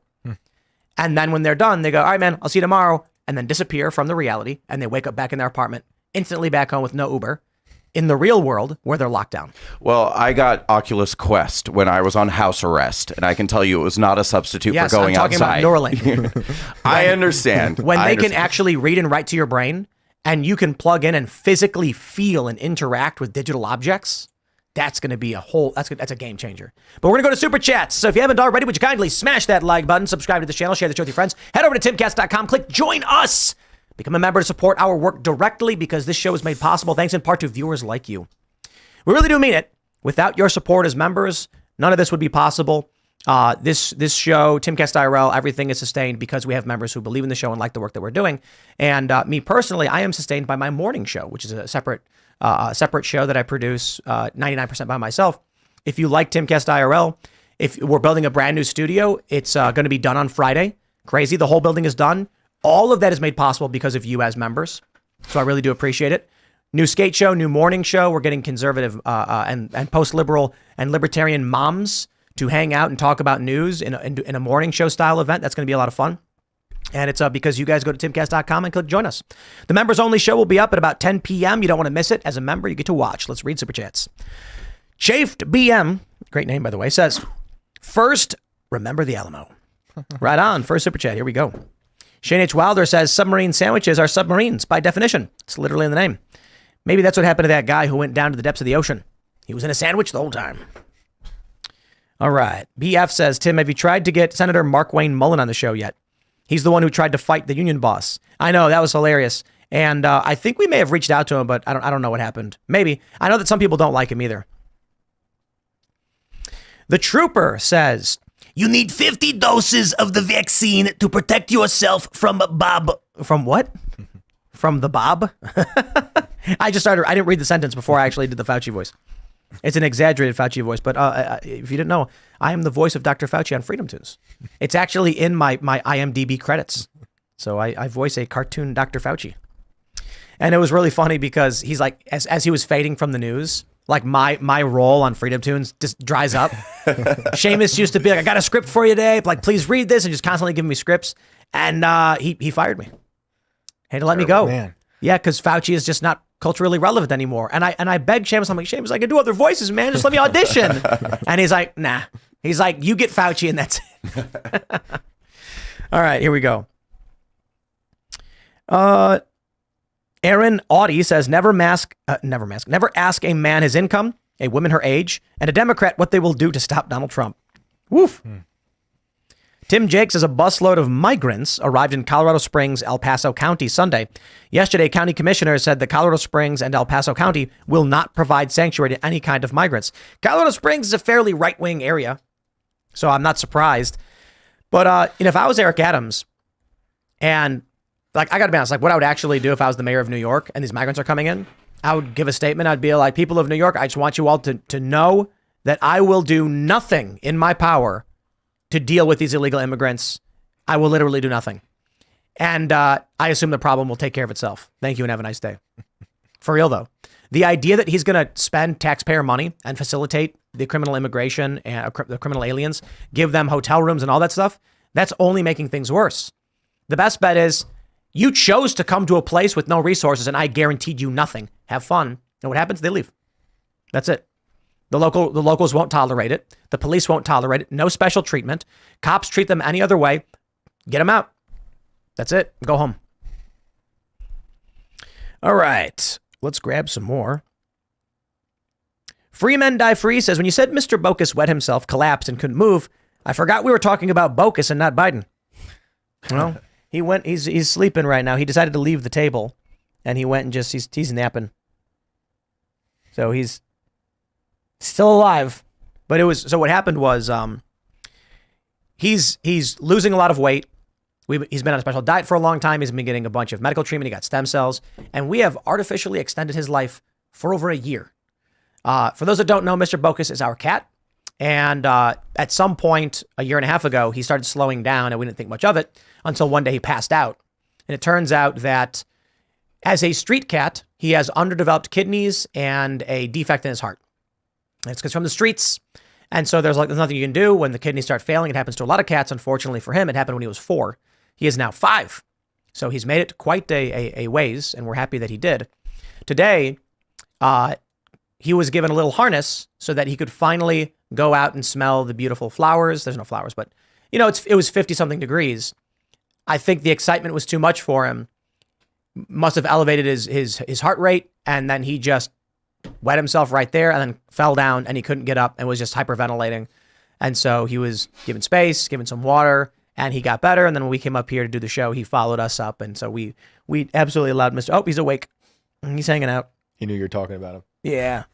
He can jump up on the counter, So that's like 4 feet, 4.5, 4 feet or whatever. He walks around. He seems to has no problems jumping up and down, but he's not running around, We got another cat named Seamus. Now, Seamus is a chunky boy. He's on a diet because he's chubby. He was a wild cat. We domesticated him over the past, I don't think domesticated him, but I think it's the right word. Yeah. Over the past month. And now he just, it's amazing because he's about 1 year old and he was living outside. He was living in our garage. So we did the whole Stockholm syndrome thing for him. Now he just like lays on the couch with his arms up, like sprawled out, just like, this is paradise. So.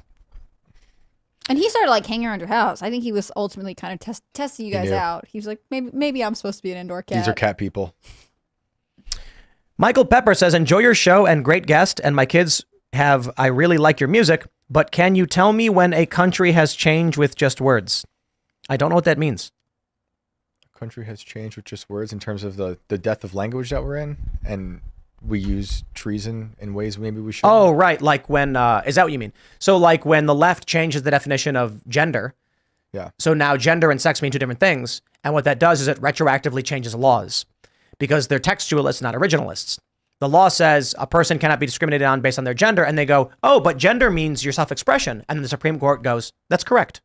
Even though when the law was written, that's not what it meant. That's how they change everything. That being said, not the next song we're putting out. It's going to be the end of February. But the next song after that, we're going to make the same song in 4 different genres. Sick. And like the goal is same tempo, same vocal melody, but instrumentation.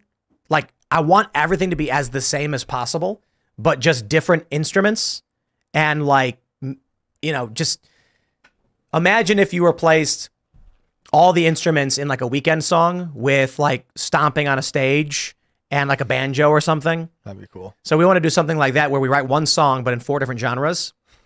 And we're doing this because Tom McDonald pointed out, I think it's like Nicki Minaj or Megan Thee Stallion. I can't remember which one. They released 8 versions of the same song. That way, when they go to their fans and say, if you want to help me win, buy all of them. And you can buy 8 songs and that counts as 8 purchases of one song on the charts. It allows one person to buy the song 8 times. What's the difference? Is it like remixes? Instrumental, a cappella, no bass, heavy distortion. Like you can do whatever. So like people making music at home, perhaps. And also because of TikTok now, bands are releasing 2x speed, halftime speed. Yeah, exactly. Right. Yep. It used to be like if you look at old records, you see like a different version, like radio edit version, beat mix version, all these different things. That's what they're doing. They're using it so it counts towards that final count that allows them to get onto Billboard, et cetera, et cetera. Yeah. Oh, the loopholes. Yep, indeed. Yeah, I think the issue is because this may be the worst time for Tom McDonald to release a song because Nicki Minaj and Megan Thee Stallion are beefing. They're like trying to beat each other in the charts. Mm-hmm. So any other release week and they steamroll right through. He's like an independent candidate. He is the RFK of the rap game right now. However, apparently, according to Billboard, the 3 of them, Tom McDonald, Nicki Minaj, and Megan Thee Stallion, are competing for number 1. Wow. So if everybody wants to see Ben Shapiro have the biggest song, and it's Tom McDonald, right? Ben Shapiro's featured on it. Shout out to Tom McDonald. Factsrap.com. You can buy the song, but I got to tell you this right now. If you haven't bought the song on iTunes, I'm gonna try and say this carefully and clearly. If you have not purchased the song on iTunes, do that. We didn't do a promo for it because I don't have a good way of linking iTunes. It's difficult. But if you go to iTunes, download it, sign up, whatever it is, or if you already have it, and you search for the song Facts, F-A-C-T-S by Tom McDonald featuring Ben Shapiro, buy it on iTunes. I'm going to say that one more time for anybody who has not purchased the song on iTunes. I can't say much more than that. I can only say I will not be surprised if it turns out on Tuesday some dirty games were played to stop Tom McDonald from succeeding and being bigger. Here's the important thing. Okay, guys. Tom McDonald mentioned how these artists will put up multiple versions of the same song. Their song then appears on the top of the charts. The reason why this is so important, it's not because Ben's rapping. It's funny. But a lot of people are like, I don't care about Ben rapping. No, it's because the satanic music, demonic music, figuratively and literally, that they claim is the top of the charts is not actually that popular. They don't have fans that like, they do not have enough fans to actually compete in this regard unless they're pulling dirty tricks. And when Tom McDonald makes a song saying our music, like quite literally the song, the chorus is, we're not telling your kids to be thugs and your daughters to be hoes. We're talking about important issues and our music and our lyrics are good. And they're trying to keep that out. The real issue is the music industry wants to sow far left, degenerate ideology to children, and they use dirty tricks to make it happen. And when you get someone big and popular like Tom McDonald teaming up with Ben Shapiro, and they should be number one, I can just say, don't be surprised if come Tuesday some dirty games were played. I think the music industry takes advantage of the dead internet theory.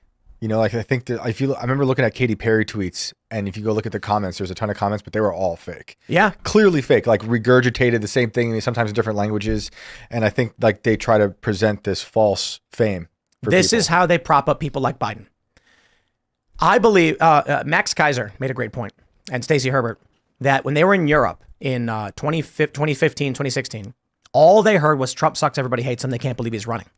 And they genuinely believed, wow, why is Trump even running? He's not popular at all. Then they landed in the United States, in North Carolina, and as soon as they got out and drove into the suburbs, they went, Trump's going to win. Because they saw Trump signs and nothing else. Right. The machine lies to you to make you believe Joe Biden and Democrats have popularity. It's not true. I'm willing to bet, even when you go to like DC. So I mentioned like I go to DC, like MGM National Harbor, not just the casino. I'm talking about the whole area with the Ferris wheel. It's a lot of fun. You get dinner. I'll meet someone who will get angry. No, I don't like Donald Trump. What do you mean? I actually believe they do. And they're just scared that they're scared of what it is to be outed in public for being a Trump supporter. I'm in Chicago, and I've got a black shuttle bus driver, and as we're driving, he just goes, "So who you voting for in November?" And I was like, well, it is tough right now. And he goes, "Just say Trump." And then I laughed, and I was like, yeah, it's probably Donald Trump. The reason I was going to say it's tough is because of the primary right now, and I don't know if they're going to try and stop Donald Trump. So it's a nuanced question, but if you want a straight answer like that, dude, I'll vote for Trump, absolutely. And he was like, yeah, I'm all for Trump, man. And I'm like, I'm glad you're not scared to say this was Chicago. Yeah. And I'm like, good.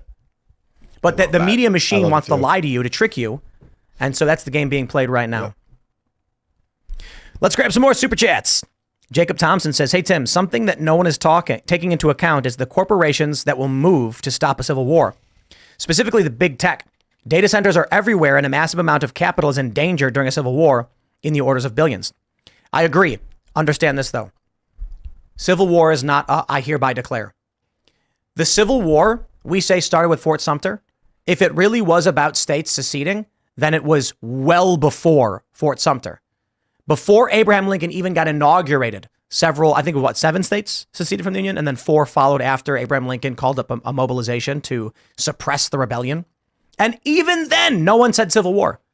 So sure, big tech might be like, we don't want this, but nobody snaps their fingers and declares it.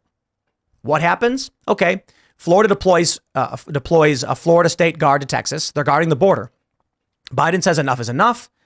We're not here to destroy state property or fight with you, but we're going to start processing migrants again, and we're going to find another way to do it. Florida State Guard says we're under orders to not allow you to do it. Some shots are fired because of escalation happens. It's the middle of the night. Tensions are getting hot. Border Patrol screaming at these guys. FPS shows up. They're yelling at each other saying, back the F up now. And some shots get exchanged somehow in the heat of it. Nobody's injured. Everyone would say, oh, wow, that was crazy. I can't believe that happened. Following that, Joe Biden is furious and says, I am going to declare, I'm going to invoke the Insurrection Act and deploy U.S. armed forces to go and shut this thing down. Now I'm in charge. Soldiers show up.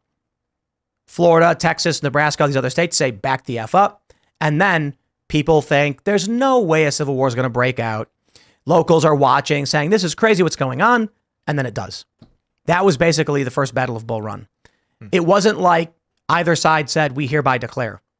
Fighting started because it was a game of chicken.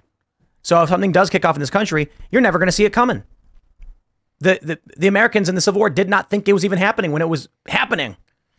So we'll see.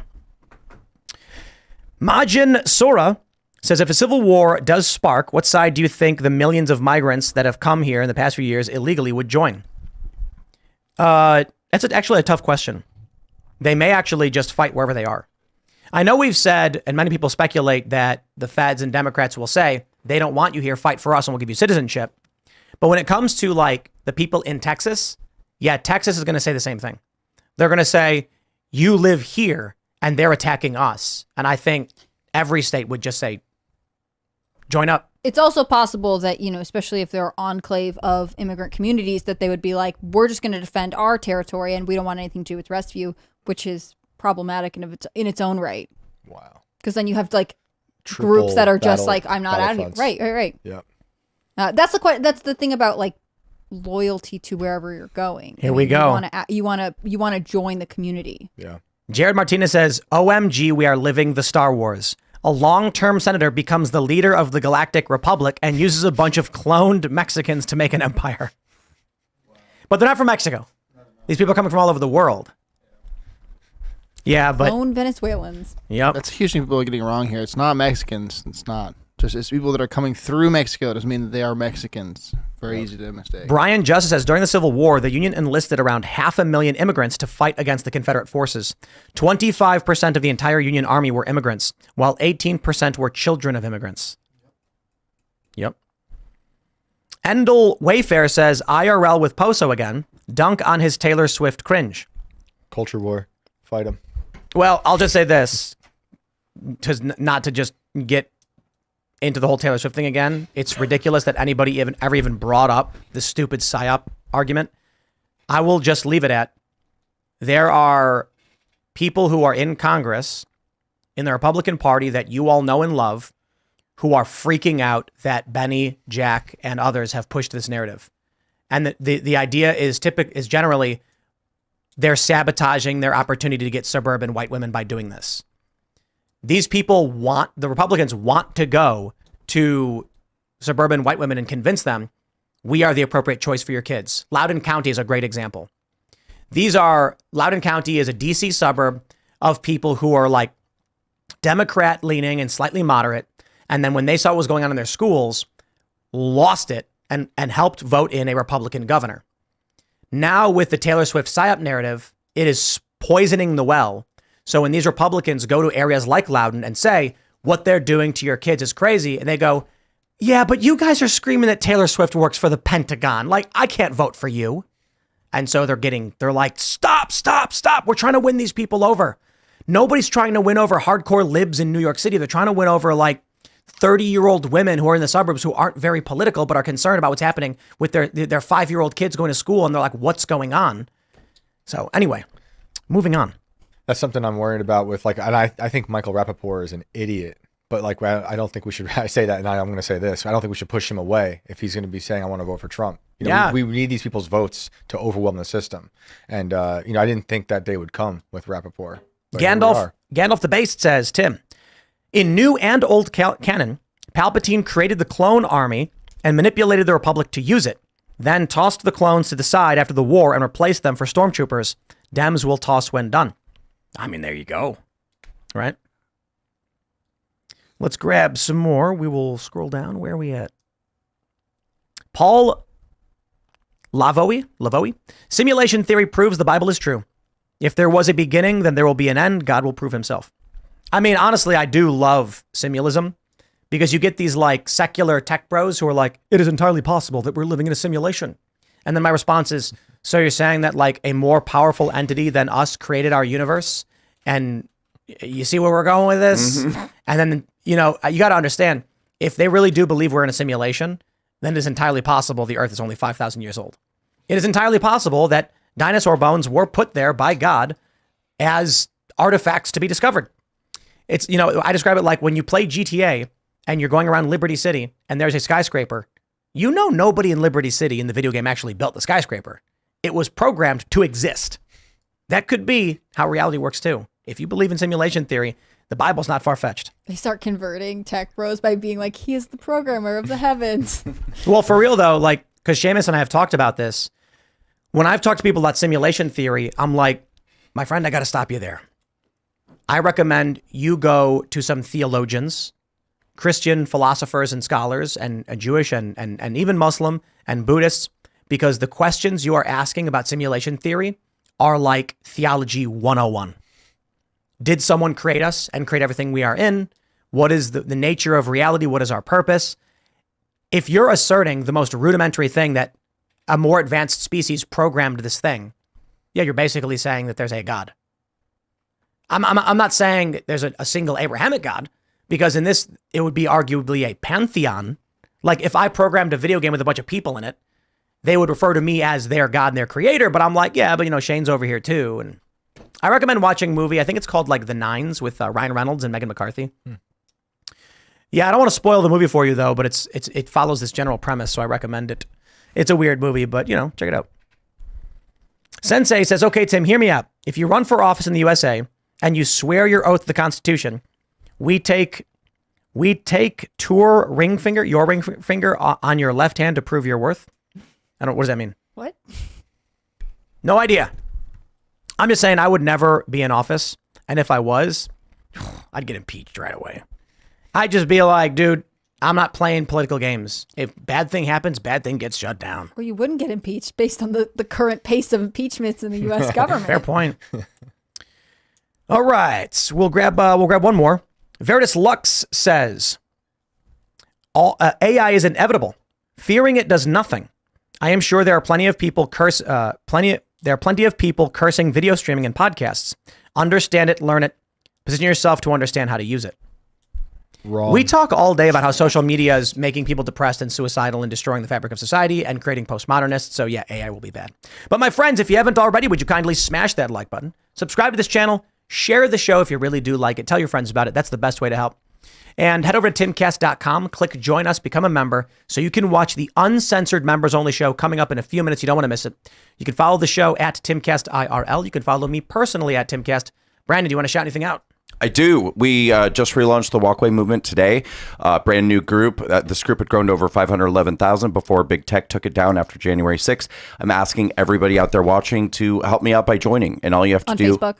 Yeah, it is. And all you have to do is go to joinwalkaway.com and you'll be redirected right into the group. Even if you're somebody who didn't walk away, you're what we call a walk with. Support the movement. Share our content. Help us rebuild.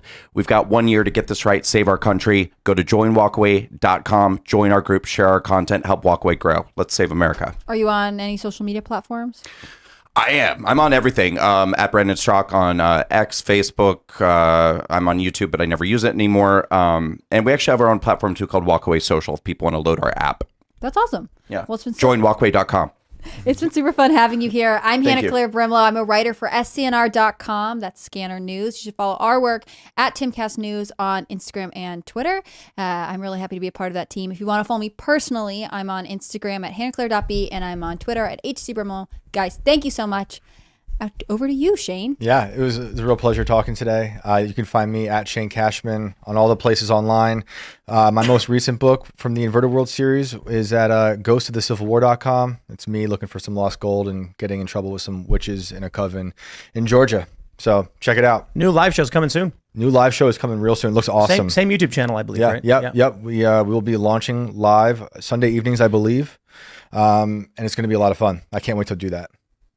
Yeah, I am on the Y View, so everyone is looking there. Hello, I'm right here. I'm Serge.com. I did like your new studio. It looks sick. Thanks, dude. And I'm excited for the new studio in general. So let's go to the new show, Tim. Let's Late Show. We will see you all over at timcast.com in about a minute. Thanks for hanging out.